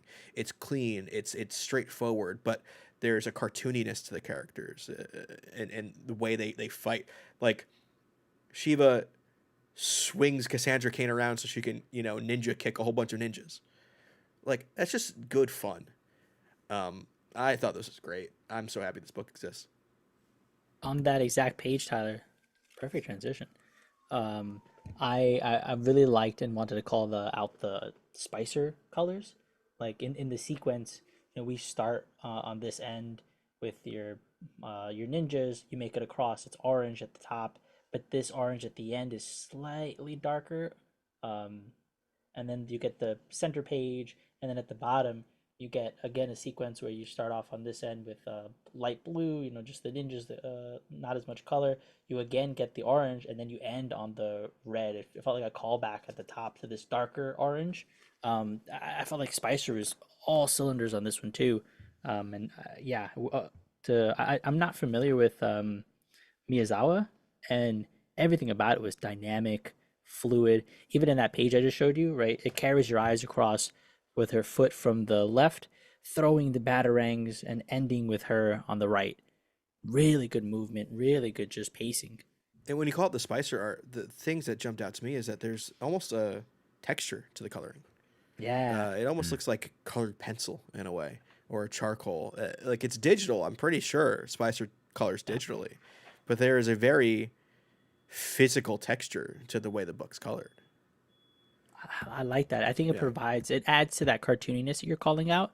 And I think, whatchamacallit, on Birds of Prey, when I'm blanking on her name, but Jordy does a similar is with doing a similar texture on that right now. Like, this was fun. I think the story was, because it was that simple, it didn't grip me. I did like the rhythm that I think Tate did really well. The what was it? It was the glance, touch, heartbeat. I love that. I love that being repeated. That was a really cool motif. And I think it speaks to the quietness of the character. You know, it is about those elements. Those are the things that she's looking out for. That is the communication. And so he's speaking to us through her through those actions. Um, yeah, I think excellently crafted book. This was my pick of the week. Whoa. I love this. This is couched right in my favorite era. You could go from, what is it, 20 comic book history says it, the comic from 2010 to 2012. I feel like you could go straight from 2012 to 2024 and not miss a beat. The explanation that Cassandra gives of her history is so to the point and so distilled that you know exactly who she is, you know exactly what her goals are and what her conflict is, and you understand how she doesn't want to deal with Shiva, but she has to. Um, it just rules. What is buried always comes to light, man. Yeah, again, I mean, this issue helps you to connect to Cassandra. It also helps you to connect to Shiva. I don't know anything about Lady Shiva. This is the first time I'm finding out that they're mother and daughter. But it doesn't matter because the book does everything it needs to do to explain to you their relationship and why it sucks and why Cass is trepidatious. But there is a bigger picture. There's something worse than her mother. And I have to stick around for the next issue to find out what that is. And I'm interested in that. Like what more do you need to do? Like everything you need to do to make a good first issue, this book does. And it helps a lot that the art is really awesome. You guys talked about the Mike Spicer colors. There's like a heaviness to the coloring and a heaviness to the inks, and it just like it doesn't feel like a light book. And I don't think it should because your relationship with your mother who sucks could be a heavy thing. Um and it's a great looking book, but I also just really love the storytelling. I don't know what the story is yet, but I feel connected to the characters, and that goes a long way with me. I'm very excited to see where this goes. Yo, Weedman Wade says, "My guy, how you checking folks' nerd cred and don't know Shiva's Cassandra's mom?" Whose nerd cred did we check? I think just the Mine, fact that we bro, because I don't got the card or whatever. I got the blank card this time, okay? Sean, can you deputize me now? Nope, because do you have if you don't Oh my have this, God, no, dude. no, this I mean, again. listen, you're the one who Wait, brought this shit did up. you get the Omega card? You What? got the NFT card. It doesn't Listen, sound like it. man, if you don't have this, Oh, if you don't have this, oh, then all you get is this. All you get oh. is a double red flag if you don't have this Dark Side Watchtower security breach card. Damn, dude. And you know what? The guy at the register was like, "Ooh, it's the last one." I'm like, "No, no, I want the one that I could put Hold my on. face on." Hold on. It's less that you didn't Shut get up! one. It's that you straight up didn't take it. Stop! I would have taken the Wow. blank one too, Marco. Yeah, that one's more fun. Oh, The dark side one looks Wow. like a card you'd get at a strip club. I'm it trying doesn't. to. I gotta say, I'm not a fan. I like it. It's nice. It's nice in person. It's using the Mitch Jared's art too, which isn't even like relevant to what's currently going on in comics. Weedman Wade says you've been pulling folks' nerd cards for weeks now. I just showed you my nerd card, bro. How many of these do you have? You want to talk cards, brother? Look at this shit here. Can you fuck with that? No, that's why you're not deputized, Weedman Wade. Go ahead, kiddo. I was just gonna say, Emily, the goaltending drummer, asks, minor spoilers before the temple explosion. They do a bat character silently leaving joke, but when the explosion happens, Cassandra appears behind Shiva like she never left. Did I miss something? I I say didn't love no. I say no because uh it said to me that she either didn't get very far away and came back because of the explosion, or she wasn't very far away and was waiting to see what Shiva was going to do. Yeah. It did feel like there was a beat missing though. Maybe not a full on page or whatever, but there might have been a beat. Like I felt the same way as Emily. And I actually want to Interesting. call out Played Emily's. very well for me. I want to call Emily's super chat earlier too. $5, thank you. Chip Starsky's Batman is so bizarre and not good. It's got me wanting Jeff Loeb in the big 2024. P.S. Batgirl was good. Cassandra is my girl. Shout that. out. Hell yeah. Did that insinuate that Batman's the father? Batman is No. is like her spiritual father. He's kind of who raised her in society. Yeah. In the Murder Fugitive arc, she's a massive part of knowing who he is and that he couldn't have committed the murder completely based on how he fights and how he moves. And so she's like one of the only people that actually believes him. And so when the whole thing ends and she has, they actually fight her father. And at the end of it, she's like, look, she gets Bruce's blessing and, they have like a moment and she becomes like, an adopted part of the family. Quilombo says she was actually adopted back in 08. Told you. Nice. Oh, wait. Wait. Pulling, passing. Did we do that? Pick of the week. It's a pull Pull. for me. Yeah. Easy pull. Beautiful. Great book. All right. We've done a lot of talk about DC Comics. We've got 2 Marvel books to get into. And neither are in main continuity. That is true. And first up is The Ultimates number 6. This is written by Dennis Camp, with art by Juan Frigeri, colors by Federico Blee, and letters by Travis Lanham. You see that cover? The cover with the Hulk on it, holding Iron Lad's helmet with Captain America's shield and Thor's hammer all messed up. You didn't get that cover, did you? Oh, no. Oh, okay. I thought this was going to lead to like, I couldn't get it, another Sean Horrible comic book store issue. No. This cover is actually not bait. A rare instance in the Ultimate Universe where the cover that shows you some crazy shit actually has that crazy shit in it. That's funny. The Hulk beats the shit out of the Ultimates in this book. Cover not lying to you. It's not at all. For once. Right. And okay, so the Ultimates go on a mission. They team up. It's everybody now. The Ultimates network, as it were. Minus 11 Doom, members. which is a lot. 10 members. And they set out to go and, do a mission, whatever. They find that they were trapped because on the other side of the door is not what they thought they would see. It's the Hulk sitting, presenting them tea, just as you would expect the Hulk to do, right?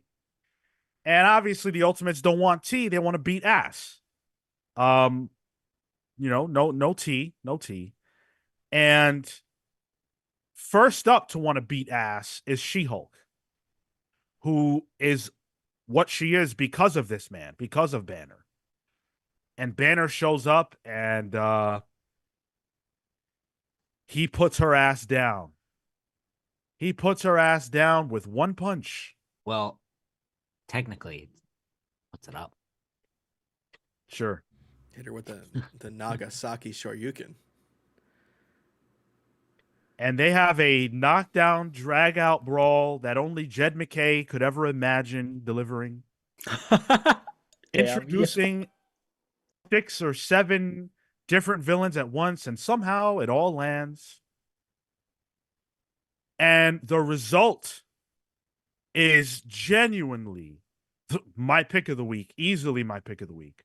And yet again, one of the best comics I have read this year. This issue is everything it needs to be, and I didn't expect to love it nearly as much as I did. What a knockout blow. Page 3. You see Hulk sipping tea? I said, that's it. That's it. I was on the train. I said, God damn it. I looked up, got a weird look from somebody, went back to reading. That was such a good moment, and I like the contrast of, he's like peak enlightenment and will destroy you. Uh, yeah, this was a phenomenal issue, and I loved the call outs of the different like fists and the different Yeah. action sequences. Yo, Yeah. it felt like anime where it's like, oh, I'm using this technique on this person. Pow. That's my favorite thing in Iron Fist comics. So cool. Dennis Camp has outwardly said this is kind of his love letter to Immortal Iron Fist Fractions run, I believe. Oh, that's It's clearly that's evident my here. run of that's Yeah. my run of Iron Fist. I mean, what is like a fat cobra? What are they called? Like the weapons, the deadly weapons. Yeah. Yeah. So bringing the ultimate, we got the ultimate versions of those guys before we got, I don't know, like Wolverine, really. Man, yeah, can I read these names Sure. Yeah, go for it. of the immortal weapons? Decay's beautiful daughter, Fat Cobra, Uranium Brother number 235. Sure, we'll hear from Hound as to what that is. Prince of Meltdowns, Bride of Nine World Breakers, Brain Mother of the Bomb. Oh, That was mine.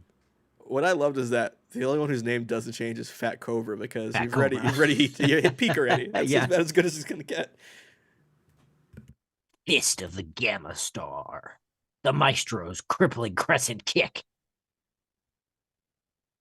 So Brad. Big Bang Phoenix conflagration, 18 Hiroshima's level.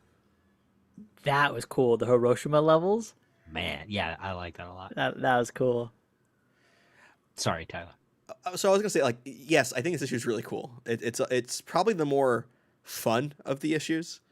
Dennis Camp, I guess, is letting himself, have an issue where it's just a real fight. There's some, yes, there's still subtext to what's going on here. That even this young generation, when they feel like they're at their most ready, they just get knocked right back down to square one by the ruling class, essentially, who kind of cheat as well. These supposed to be pacifists, they're not actually pacifists. So the rules and the goalposts constantly change. Sure, that's there, but it really is just like, all right, I'm gonna let the art just kind of have fun, do some wild shit with it. The bit where it's a lot more violent than traditional Marvel comics, where She-Hulk gets her fist obliterated. She looked like this guy on Twitter I saw the other day who was celebrating after the Dodgers won the World Series. It blew up his hand with a firework. Like, it literally looked like that. Just mangled fingers and blood everywhere. And I'm like, oh, okay, we're going Ultimates. The bit with Wasp getting eaten, which I'm like, all right, somebody's calling a little homage to Jeff Loeb's Ultimatum. But yeah, I just thought this was fun. I don't think it's my favorite of the issues. I think I prefer the issues that kind of more deal with the subtext and the text and the idea of what these characters are doing. I think it exists here, but I think this issue is a little more fun and a little more mainstream comics for me, which is not a bad thing, but it's not what I come for the book for. So it's a good issue, but I've enjoyed some of the other issues more. Just to tag onto that quickly, what I really liked about this issue is the fact that it was fun and it actually was a fight scene, and it was a fight scene that mattered, because after Ultimate Hawkeye in the last issue, I was just kind of starting to grind a little bit. I was just starting to go, okay, but I'm a little bit I'm getting a little tired of the constant angling toward issues. Like, I'm kind of starting to need to see them do something. And to see them go after the Hulk is like exactly what I need. It's a great in between issue to help freshen that, because I agree. I very much felt like we're getting all this heady stuff. We're getting these very heavy things. We're dealing with things that are material, and you know what? This was the best comparison I make is like the beach episode, of an anime. We take a break. We're kind of just we just dealt with the big bad. This is just like good eats for the sake of for the sake of a fight or for fun, and then let's get back into some of the heavy things. And at the end of this, with Iron Man's death, that's going to propel us into the next issue. This was good eats. Yeah, this is the not heavy stuff. This was the beach episode, he said. Yeah, I just had a blast with it. Yeah, I mean, I thought that this was exactly what it needed to be. The Hulk set a trap for them. They didn't come for this. They weren't looking for this. And this makes me think a lot about youthfulness, young people who are disenfranchised and feel like they're the ones who are going to change the world. They're the revolutionaries. They get together and they think that getting together is enough. And they're so confident in themselves and they have it all figured out. But the Hulk is able to trick them and trap them so easily, and they get absolutely smoked. It knocks them off their perch. They're not enough to solve this problem yet. This is way bigger than they think it is. It's more complicated than they think it is. That's what I love so much about what Dennis Camp is doing, because there's so much under the hood. They can't just come up to the Hulk and beat him. He is the machine. He is the machine incarnate, and you can't just beat the machine by saying, "All right, we're going to team up now. Yippee, hooray!" No. And to use a martial arts metaphor, right? He's using their own weight against them. They came in with bravado. They're coming in with heat. All he really has to do is guide them in the right path, and then he flips them. They flip themselves. And there is also, it proves they're not really a team yet. Even though they have a network. There's not once, maybe Wasp and Giant Man, Ant-Man, they have some team up moves, but everyone's just going solo into these characters. There's no cohesion. There's no knowing. Everyone has their own motives for what they need to do, and none of them are really working together. And I think that's important as well. Did you guys catch? I love this, that the Hulk tries to kill them with tea. I thought that was so funny. Yeah. Or letting them just kill themselves. It's like, hey, you want to go the easy way? Here it is. It's the easy way. Yeah. It was. I found it so funny that he's like, they never picked the tea. I just wanted to have tea. I gave them tea, and I had the thought, like, obviously he was going to kill them with the tea, right? Obviously. What if he wasn't? So, like, that would almost be a better twist. And I also really love the subtle, I mean, I don't know how subtle it is, but the tea is death. Inside the tea, the Hulk can see his own face. The Hulk is death. Oh, nice.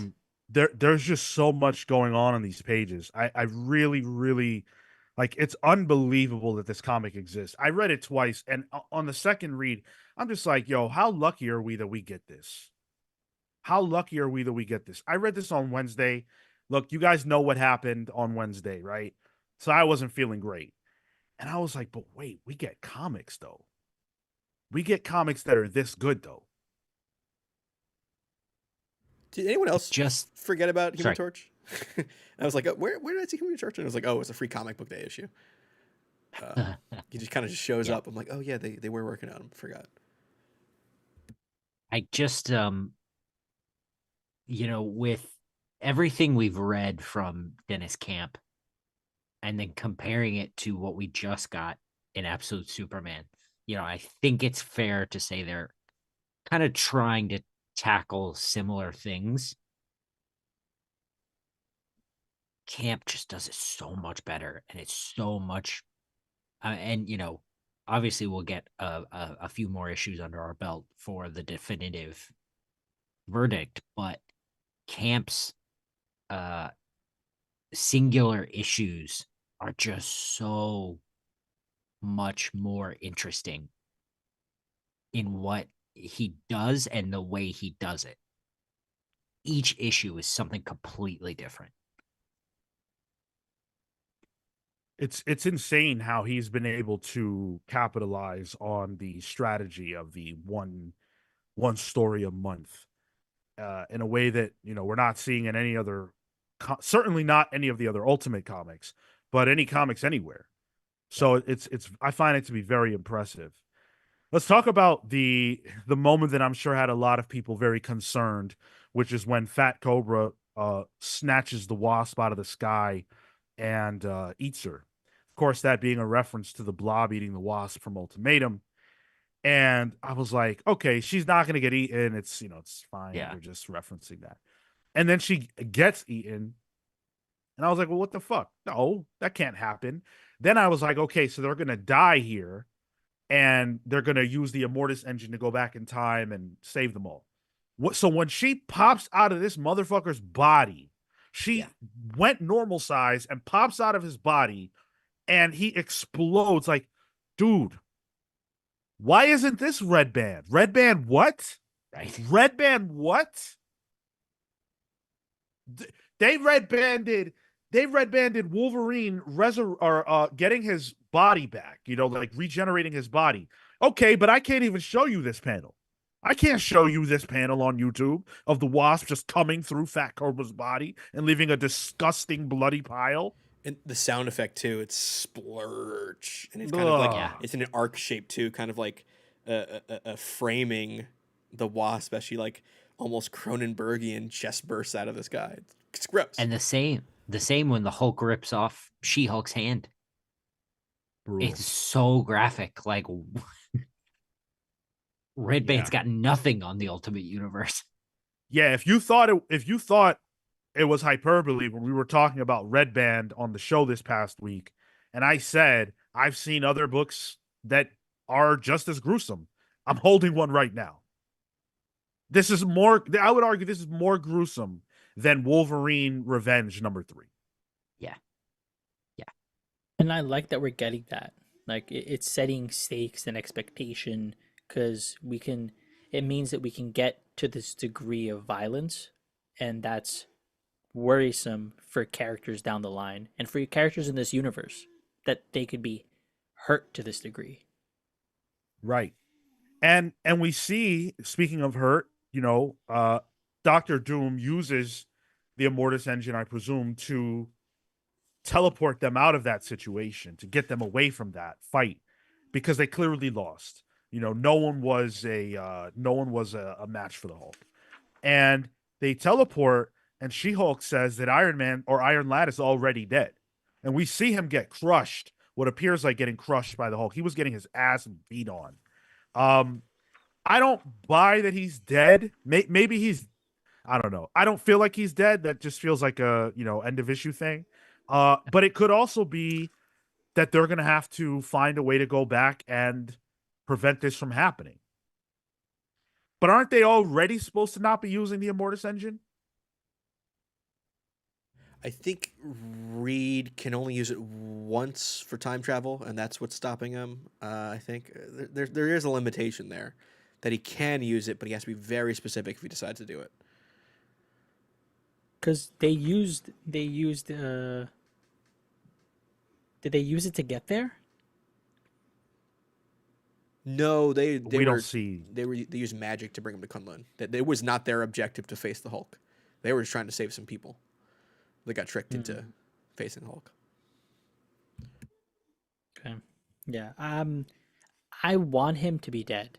Like, I want that to be the consequence. Marco said, "Fuck them kids."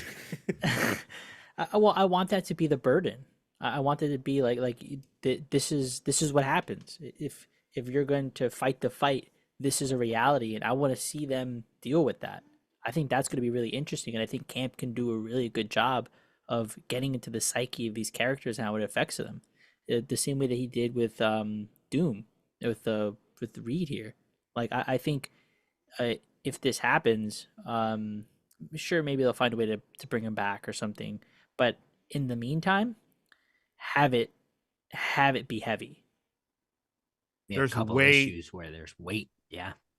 I mean, if you're gonna bring him back in a couple issues, then that's cool. But there's way too much story to mine with Iron Lad to kill him in a way that won't result in an immediate resurrection. There's just too much there. We have to see. He has to see because he's our POV. He has to see the Maker come out of that dome. He has to see that. Hmm. In any event, for me, this comic book is perfect. I can't even believe that we get this every month. Dennis Camp came out of nowhere and blew my socks off. Um, Easily my pick of the week. This is just so good. Someone say socks off? Just kidding.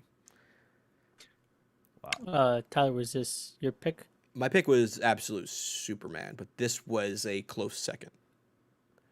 I think Superman just scratched the right itch for me at the time. Wow, everybody had a different pick, huh? Ooh. Stats nerd over here loves this. What a week. Let's hit a few comments before we move on to the next book.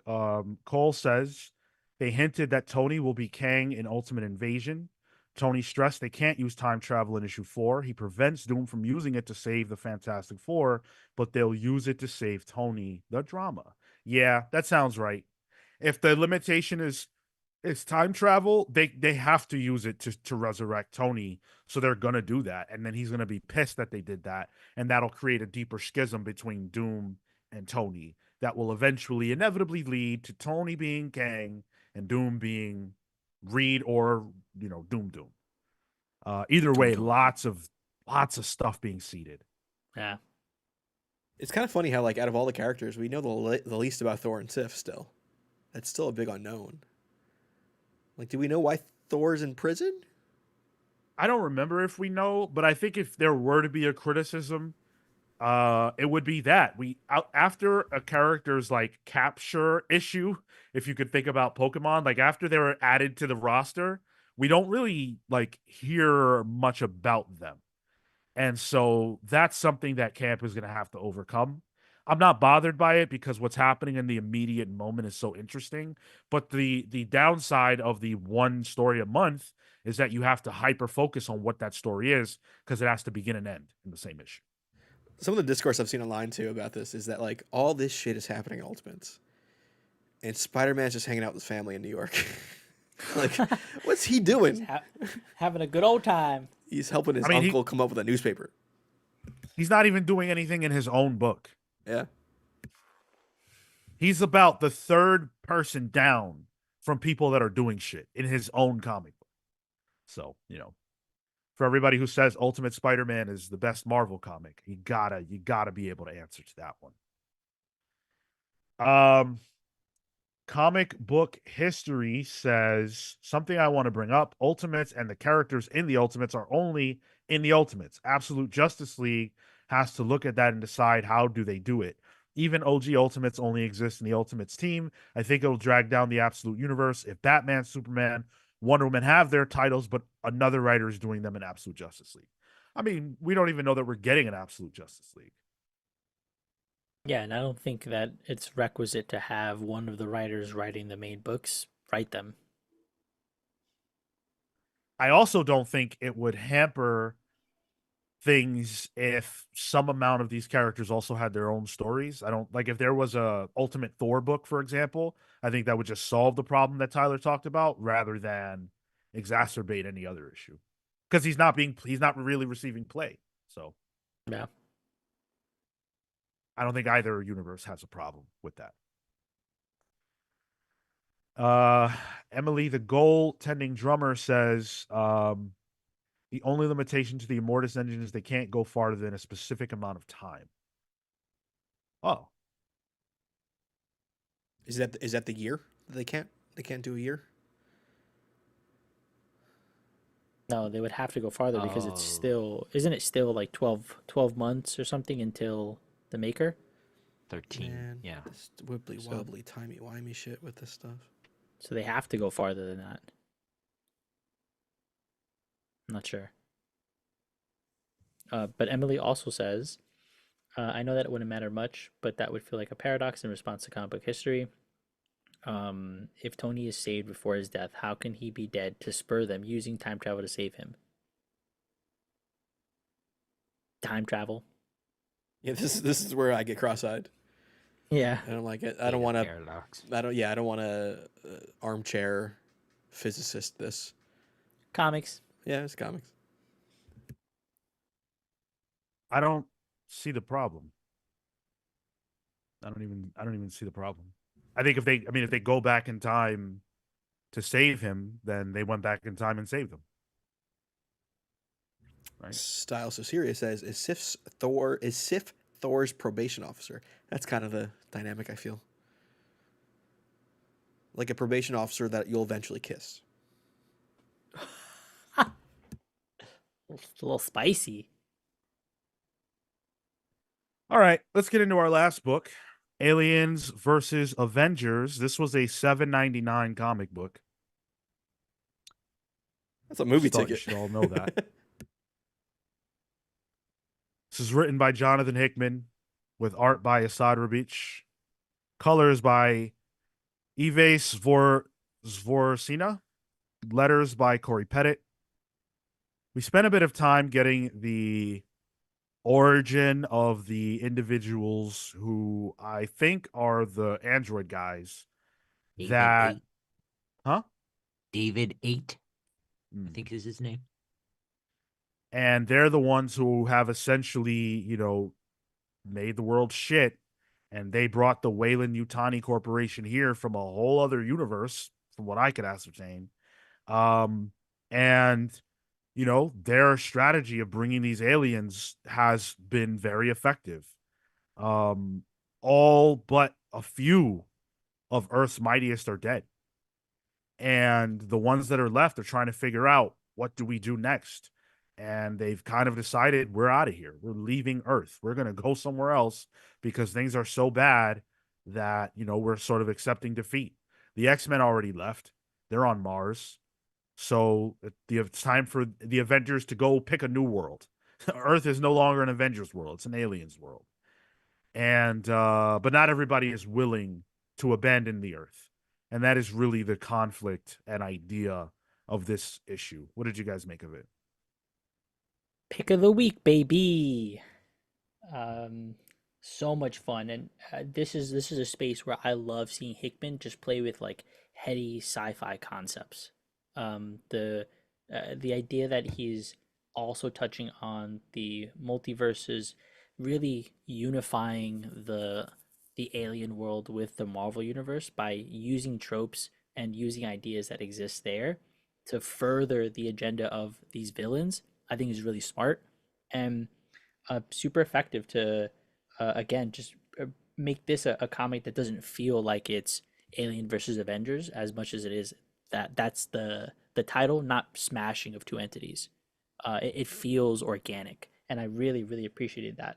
The first opening sequences, where you get the man, and I'm forgetting those like original The engineers. engineers. Yeah. You're getting to see that, and you're getting to see these like androids and the way that they look at them in disgust. I love Ribbich.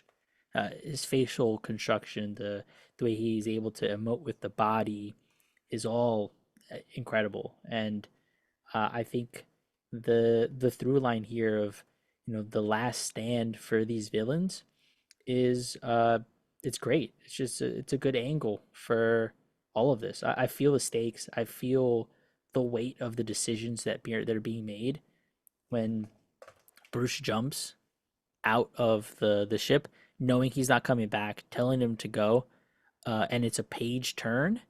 I choked up, and so this one really hit me, and I, yeah, loved it. So I enjoy this issue too. I agree with you, Marco. Ooh, voice crack. That I do like how it's really not as simple as Predator versus Alien. It really is like Hickman is dealing with the real Ridley Scott of of some of the Alien mythos with the engineers, being the creators of of humanity, but the creators of their own makers, and it's almost this weird like cyclical thing that is creation in the Alien universe that the xenomorphs are only a small part of, really. Um, and playing with that, and essentially like that's still that dynamic and that conflict is really the core conflict of the book, but now the Avengers are thrown into it. Who are archetypal, they're a little more straightforward. And how does that very different flavor fit into this bigger dish? And I actually really enjoy that, and I like how, because the movies could kind of get lost in its own sauce a bit with trying to explain those dynamics. Because at the same time, it's less to do cool deaths and do alien stuff. Um, this lets Hickman, or at least it has the seeds of Hickman actually getting to play there and play with the more, um, I guess, bigger ideas that you don't maybe get to deal with in a 2-hour movie. Um, so that's got me excited, actually. Once we opened up the page and I was like, okay, David's here. This is what's his face, Fassbender's character, essentially from Prometheus. Oh yeah. And then the engineers are here. I'm like, okay, I'm a Prometheus apologist. I love Prometheus. I Yep. think it's a great movie, like just by itself. So I was like, all right, this is where I like Alien. This is real cool stuff, and throw that into pretty much core Avengers. Yeah, I had a lot of fun with this. I The th- oh, sorry, go ahead. actually go. I thought this was fine. Um, I always say this, but Ribbich's art is just not for me. I'm looking specifically. There's a very specific panel of Captain Marvel's face that's just got me going, oh no, thank you. That exact one.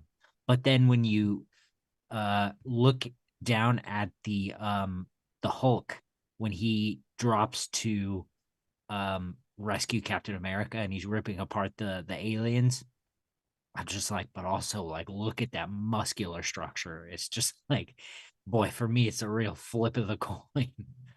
Um, I thought this was fine. I don't have a deep knowledge of the alien lore. Big bug scary. And throwing the Avengers in there is cool. For me, there wasn't a ton in here that was worth the wait that we had to go through. And I think that's my big hamper with this series is going to be the fact that these issues are so delayed. And the uh I don't always even recognize characters. Was Tony in the last issue? I had thought Tony was Wayland Yutani the whole time. They never. So I don't did even think they expressly say that's Tony Stark in the first issue. They do, yeah, they They do. do, Because I okay. in the remember him first issue. being that. Yeah, yeah. Because I also had that same thought, Tyler, and then it gets explained at some point. We had a conversation about this one. I remember that. Did someone in the chat mention it, right? And like kind of, Maybe I think that's so. And ringing a then we bell. like Yeah, put the pieces together. that Yeah, was 2 months ago. Who fucking knows? yeah. Yeah, I don't know. This was cool in that it's a continuation of issue 1, which I liked, but you know, it would have been cool to read it after issue 1. Oh man, yes, and everybody says that. Oh yeah, please delay 2 months, 3 months. It's fine. We'll all show up. We'll be happy with our delays. Uh, I I I agree with what you guys have said pretty much. Um I think this was real good, but the wait is just really long. Uh, you know, I it's it's frustrating having to wait as long as we did for this. But what we got, I think, is quite good. I really love Prometheus as well. So seeing, the engineers and some of that stuff, come back was really awesome. Uh, Tony Stark's involvement was really good. The way he sort of is able to trick them a little bit into getting some information that will be helpful. That human ingenuity, man. That human idea of like we'll take any victory we can get. And he Survival. managed. Yeah, exactly, exactly. And he manages to get them something.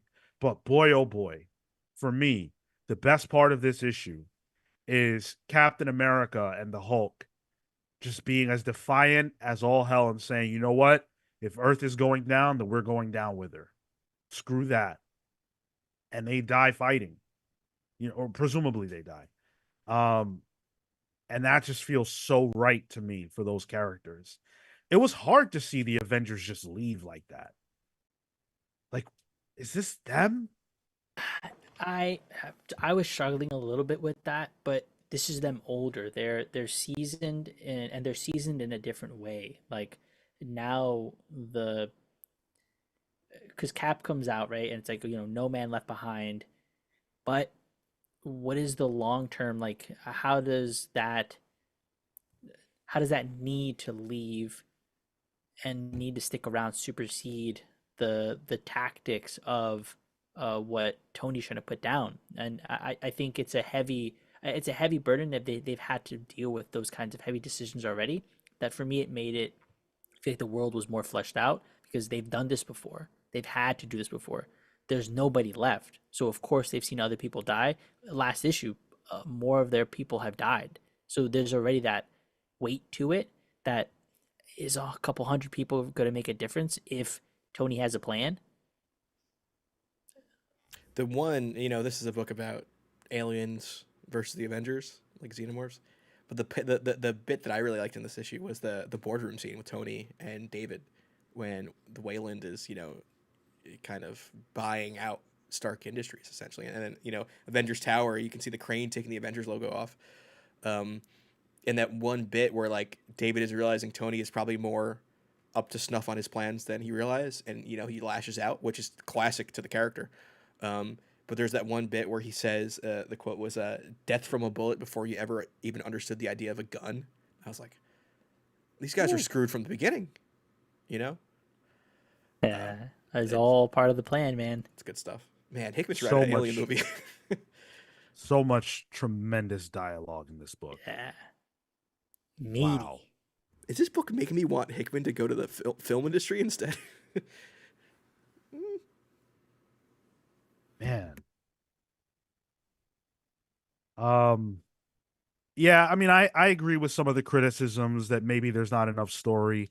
It's hard to judge. I mean, it's an oversized book. Uh, so we are getting the pages. They are here. Were they utilized as well as they possibly could have been? If this book was 5.99, I would say yes. At 7.99, I'm not so sure. It's hard, man. It's Gotta. double the price for just under double the pages. It's 40 pages. A traditional issue is what, 24? Yeah, So you're paying the Hicksman tax. You're paying the 20th Century Studios tax. yeah, don't say Fox. I almost did. I didn't. I didn't. Um, I just want to shout out this one last piece where Bruce said, or not Bruce, Tony says, as Bruce is about to hop out, we're going to need your mind more than your might in the coming days, Bruce. Stay. Again, that like survival thinking. He's like, I can't do that, old friend. If I did, page turn, I'd be a monster. Boom. Oh, that's Yo, it. That's it. I was like,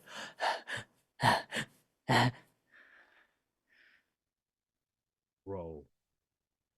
Seriously, man. That's a page. so good. So good.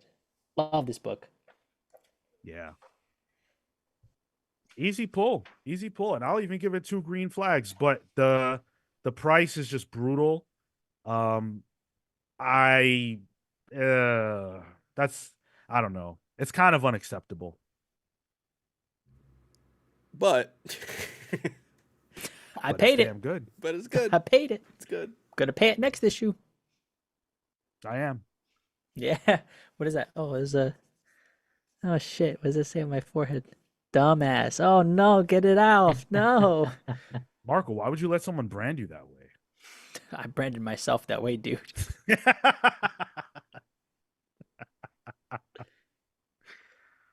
Oh man. Kale, was this? Were you pulling this one? Yeah, it's a pull. All right. Let's see. Air Harlem says the Hulk Captain America scene is similar to the Wolverine Nightcrawler scene in Hickman's X-Men, which is similar to the Thor Hyperion scene in Hickman's Avengers run. You know what? That is a great call out, Air Harlem. You are 100% right. Those are very similar sequences. But they're all good. Those are all actually standout moments in their individual issues. So, Do what works. indeed. Banksy Maine says, if I remember correctly, the engineer-looking people on that planet that were killed weren't the actual engineers that seeded life on other planets. If so, surprised Hickman would get that part wrong. Who knows? I don't know. I'm not entrenched enough in the lore to know. I think even like true alien heads have some trouble with the lore.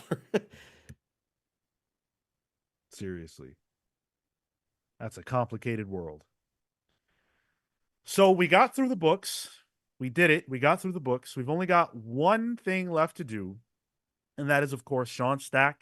That is a segment we do here every week because I buy a lot of comics every week, and you guys are helping me, which is true. And I'm gonna present to you how true it is in just a moment. You are helping me get my number of books bought down through this game, and so you guys are going to throw a number out, whatever number you think is the amount of books I bought, and whoever is closest without going over can receive one of the Marvel codes for any of the books that I bought this week. So let me see those numbers in the chat. Let's get those rolling in. I took some time. Go ahead, Tyler. I was just gonna get my number, but go ahead. I took some time this week to lay out a list of all of the books that I'm currently buying because I thought it would help. So it's a list of all the books you're pulling. Yeah. Would you call it a pull list? Yes. Huh. Yes. Fascinating. Huh. I would use that. I would use that phrase. Yeah. Surely not the same way you would, Tyler. Oh, probably not. No. Spanish or something. Well, yeah. I would say something about you guys having pull lists, but you're digital readers and you guys don't have pull lists, so you know. I mean, it's not called Cale Stack, so You're exactly right. So I was surprised by the number. Do you have any interest in taking a guess as to a general idea of where it's at? In a given month, your entire pull list. Yes, as it stands. As it stands in November 7th, 2024.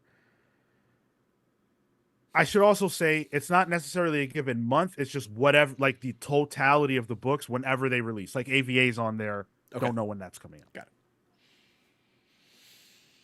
I'm going to say 39. Okay. If you're averaging like 16 books a week, you have to multiply that by 4 because new book every week, right?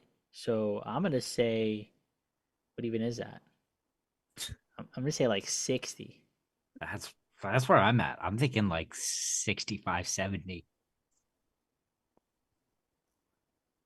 This number shocked me. I got a problem. I definitely have to do something about this. Is it 69? No. It's 67. Oh, Pull 2 more books. yeah. Come on. Yeah. Hot Well, damn. It's possible that I missed a book here or there, but this is everything that I could think of, plus League of Comics Geeks and all that jazz. That is a lot. And this shows I have a degree in writing and not numbers because I can't do math. Yeah. Atomic Hound said 82. I ain't pulling your numbers, AH. That's a self-report Atomic Count.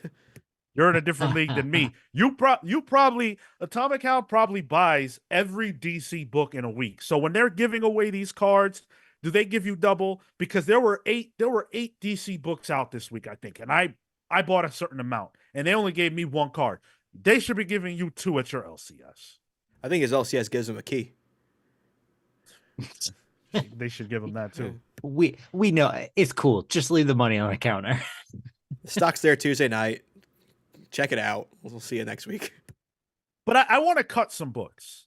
Do you guys want to go on that journey with me right now? Or do you want to help me convince myself to cut some of these titles? That's a lot of books to go through. No. We're not going through all the books. I have a plan. Just tell me if you would like to be a part of it. Yeah, let's go. Will. Sure. We Let's prevent comic creators from making their living. Sure. Perfect. Okay. So these are the books that are on the chopping block. X-Men. No. All right. It's just Yeah. from a comic book Yeah. collector. Fuck. I say you can't get rid of it. You got to keep going. I say, think about the wallet. Think about the number. We're trying to shrink. Pull the trigger. Think You about don't the, like the book. Stop it. think about the long box. There's gonna be a gap if you stop. Ooh, Tyler. Hey, Okay. Coming from a guy who collected a lot of floppies, I know the thought process. I like this. Cut it or keep it. That's what Cole said. Cut it or keep it. Let's play. Cut it or keep it. X-Men. Cut it. Keep it. Chat is saying drop it. You hate it, dude. Should we get Sean's stack out of the way first, the number before we get there? Or Yeah, 'cause those people- numbers are All right. flying. All Yeah. right. Fair enough. That makes sense. We had. Geez, now I gotta find him Sorry. again. Sorry. about We had Dan who had to dip early, but he is on 16 as always. Mrs. Hound dipping her toe in 19. Near never far away 15. John B, this was a big week, he says 18. Luna's got 24. Marowak Escuro, big week 19. James Jones, perennial winner, believes in you, Sean, 15. Bandit 00 says 18. Let's go. Rami Darwish says 16. Moonarch says 17. Cole says 14. Banksy Main says 12. Mike Hank says 18. Dark Dragon X7. Love that game. Says 13. Roboters 100 says a strong 11. Wrong 11. Comic book history says, well, this is hard because when I got home, there was way more books than there than I actually expected. They'll say 16. it. Well, your grandma got run over by a reindeer. Bad news. Hate to break it to you this way, but they also say 25. What? Ah, damn. Rest in peace, Grandma. All right. Let's do it. We got the 6 we reviewed on the show, so we're starting from that. The Sacrificers number 12. I will not sacrifice this book from Don't. my pull list. It is too damn good. Something is Killing the Children number 0. Well, how many issues of Something is Killing the Children have I read in the last 2 years? The answer is the same number as this comic. Amazing. They made it just for you. Plastic Man No More, number 3. I haven't gotten to number 2, but I am excited about this series. It's good. I haven't read this 3rd issue, but FML number 1. I downloaded that. Kelly Sue and David Lopez. David Lopez? Yeah. I didn't Oh. know about this. So it would have been on the show probably had I known it. I did read it. Didn't like it. I thought it was Yes. interesting marketing post-election from Dark Horse. Fair enough. Saga number 70. I screwed up earlier and didn't show you guys this bad boy, but I had to get it. I was gonna ask. Complete. Yeah. To Wait, put them complete. together. I will do that, but I will do it after the segment. Yeah. Public Domain number 10. X-Men number 7. I read this. I wish I hadn't. Yep. There it is. There it is. This was rough. Rough. And I have made my choice. I'm cutting it. Yep. I'm cutting it. Future Sean is going to be looking through that box. There's going to be a could first just appearance do- in issue 8. That's going to be important because it's going to be an MCU character. And then Adjectiveless, forget it. Doesn't matter. I'm just saying, 99% of gamblers stop right before they hit it big. I'm not a gambler. I don't buy comics for that reason. I don't care about first appearances. I'm Don, sucking if you for- have to, use the Immortus engine. Come back, okay. fix it. It's fine. Kale, we allowed to use the Well, Immortus engine yet? Are we good for that? We're almost there. We're almost there. Oh, He has a okay. budget for that? Almost. Got Birds of Prey, number 15. I want to read that one. And I also got Birds of Prey, number 15. Look at this Ooh. cover. Simp. Look at it. Look at them. Look at the birds. This is a phenomenal cover. Those are humans. What are you Forced talking to- about? I'm forced to point out that's 2 double dips this week. You're right. And it was almost 3 because I really wanted that JSA cover that Marco's holding up before, but I didn't get it. If you have 67 comics and you doubled up twice this week, are you at 69? Can we say you're at a smooth 69 right now? Nice. Yeah. Okay, Marco. Marco, that's the one that's $1 extra, right? No, same price. Oh, Where'd you You go, sure? Marco? yeah. I don't think you're wrong about that, but I think it's a card stock Comic one. shop. All right, so I've got 16. That's 16. Yeah, Hey, that's what I got. That's Dan 10. Trudeau, winner. Wow. Hey. My man. There you We've go, got- Dan. Dan Trudeau, the big winner. Rami Darwish. And I think that is comic book history as well. Wow. Yeah, those 3. Beautiful. 3 of you. All right. Well, you guys are free to hit me up if you want any of those books. I got quite a few Marvel in the stack. So Man, the Just let me know. entirety of comic book history was able to call that. Oh, well, repeats itself. Sean, since the beginning of this year, you buy on average per week 15 comics. Just throwing it out there for any listener. Just so you know. But the number of instances of 15 have only been 7. wow. Thank you, mathematical Marco. I really appreciate Yeah, I it. really want to bully you now. Who, Marco? Yeah, get ready, Marco. I'm coming over to give you a swirly. Yeah, I mean, look, I love comics. I really do. And but I love them too much. I gotta get the ones I love the most and stop buying the things that I don't care for. That's the biggest issue. All right. I wanted to find the Absolute Wonder Woman, but I don't want to delay the show. Real quick, since we said we would do it, let's do it. Keep it, or what was it? Cut Cut it. it or keep it. Yeah, cut it or keep it. All right. So X-Men is cut. That's done. That's a done Nice. decision. Out the Good. door. Cut. What else is on the chopping block? I have here Titans. Number 1, or it wasn't number 1, but the new Titans. Oh. I didn't like it. Cut it. Well, need. wait, hold on. It was a first issue, right? Yeah. He hasn't liked any of the rest of the series. New creative Good team. like issue 2. It's a different creative team, right? Yeah. Has any of this creative team put out anything you liked before? John Layman. Yeah, he did some shit. Chew. Yeah, he did Chew a Chew. decade ago. Something else. I can't remember. Yeah, I read the first issue of this run and did not like it. I am cutting this book. I am calling it because I didn't like it. I don't think I it's good. wasn't too hot on it either, to be honest. Yeah. Yeah. Chat is with me too. Chat says cut. It's a lot of you. Yo, All right.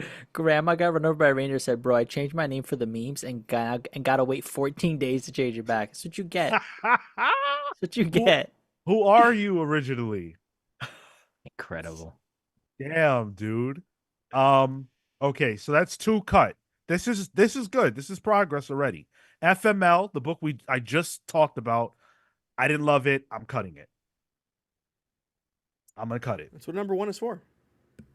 Exactly. That's exactly right. Wonder Woman. Now, you guys know I cut it before, but then I brought it back because we interviewed Tom King and because they did that really big issue where they had the baby. What should I do now? Got it. My stance is clear on this one. Keep it. Ooh, I'm the tiebreak here. I say cut it. You didn't like it. You don't like it. Go away. Tom King himself couldn't convince you to like this book. Atomic Hound says keep Titans. No. Keep Titans. Moonarch says keep Wonder Woman. Moonarch also says keep Titans. You guys are not a part of the solution. Wonder Woman cut. Absolute supremacy from Mike Critiques. I see too many cuts. Oh, Tito Yeah. says keep. No, I'm not going with you guys. I can't. I'm cutting Wonder Woman. Out the door. Yeah, done. I'll just a few more because I'm pretty happy with most of this. Storm. Cut. It was one Ancillary issue. title doesn't matter. But she's Man, black. if you cut it, we're gonna be on Dr. Umar's channel soon. We can't do that. Right. Yeah. How can I do that to Storm, my girl? I hear the Undertaker gong already.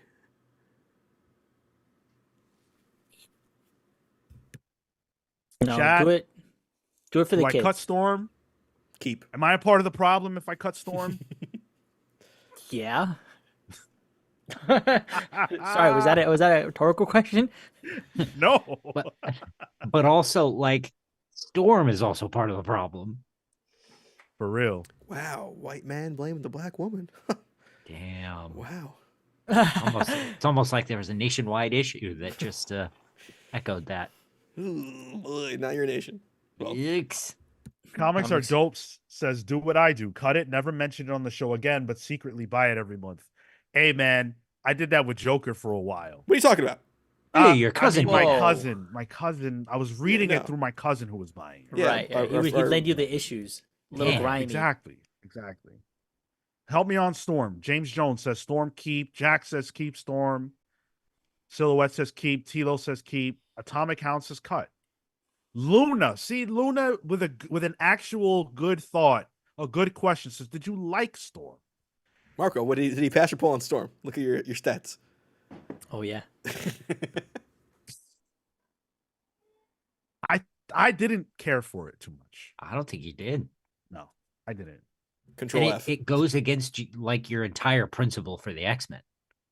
Yes, So like, why support it? because it's Storm. She's also in Avengers. You don't like that either. And that's cut. Yeah, you had pulled it, but I'm trying to remember the conversation around it. I'm keeping it. It wasn't I good. can't get rid of Storm. I can't do it yet. I'll give it another issue. Yeah. Helen of Windhorn is on my chopping block, but there's only one issue left. I'm gonna keep it. Finish it. Catwoman, I am dropping it. We don't even need to get into that. That's just gone. He was informing us You on didn't that like one. it? Huh? I thought you were excited for that one. Yeah, Yeah, that's the I just Torrin didn't. Gronbeck stuff, Yeah. right? Whoa. All right. I just didn't give a flying fuck. And I think I'm happy with the rest of my pull list, actually. Why is Monstrous not on there? Why is Something is Killing the Children not on there? So there are 25 books under a category called series I'm purchasing that I'm at least one issue behind on. And they're there, Okay. but they're not on my chopping block. You need different categories. Bird. At least A one issue I'm bird. behind on. Versus Wait, everybody, shut up! Did you make an Excel? I'm excited. Hell no, no, Marco. Sean's we've seen his votes for the pals, the patron. It's all thing. on paper. It's check marks. Yeah, dude. I keep it simple. He's got an Cut abacus Storm. behind him. Cut Storm, keep Avengers. Why would I do something like that? I'd rather support Storm than Avengers. My critiques: cut Storm and buy And 50 that- copies of Miles Morales. Is that book actually good right now? I'm not. Yes. It's good. Yes. Okay. Cody Ziegler, right? No. Yep, I love it. That's it. That's it. There was a whole list of books. You guys helped me chop it down a little bit, so thank you for that. Sean, next week, can you bring us the list of the 25 that you just don't read but you buy? I mean, I can share it with you guys. Yeah, if you Well, want. we gotta let the audience, have a little carrot at the end of the stick to get us the next week. Come on, let's not blow our load in one shot here. I'm not cutting anything on here, though. That's the thing. We could have the discussion whether or not Exactly, you do it yeah. or not. Okay. Next week. All right. Fair enough. We can do that. We can absolutely do that. Thank you guys so much for helping me personally get rid of some of my stack. This will go ahead, Tyler. How much do you save a month now? Oh, that's a good stat. Just on average. I don't So- expect you to know the exact monetary value of each of these issues. Well, X-Men's $4.99. Titans is $3.99. FML was $4.99. Wonder Woman is, I believe, $4.99. So that's like $20, somewhere in there. Don't ask me. Number's not good. I wasn't asking anybody. Okay. This all is, right. so it's somewhere in there, somewhere in that realm. Man, oh man, I'm gonna continue. Go ahead, Cale. My critiques makes a great point. Absolute Flash, GL, Martian Manhunter, and JA. Jason Aaron. on- Jeremy Adams. Oh, Jason Aaron. Jeremy Adams. Jeremy Adams on Aquaman. Sean's wallet is in trouble. So you're about to just remake that $20. Yeah, are you sure you don't want to go through that 25 list and maybe check a couple more things off? You know what? Maybe I do need to. You guys are right. I'm gonna have to reevaluate this next week. We'll talk more about it. Thank you guys so much for hanging out with us tonight. You've been really amazing. We will be live with you again on Saturday at 10:15 a.m. Eastern. Should be a lot of fun as ever. We hope to see you guys show up for that. You guys have been amazing, showing up every single Thursday and Saturday. The numbers have been fantastic. Love you for that. And we will see you then. Take care, guys. Have a good night.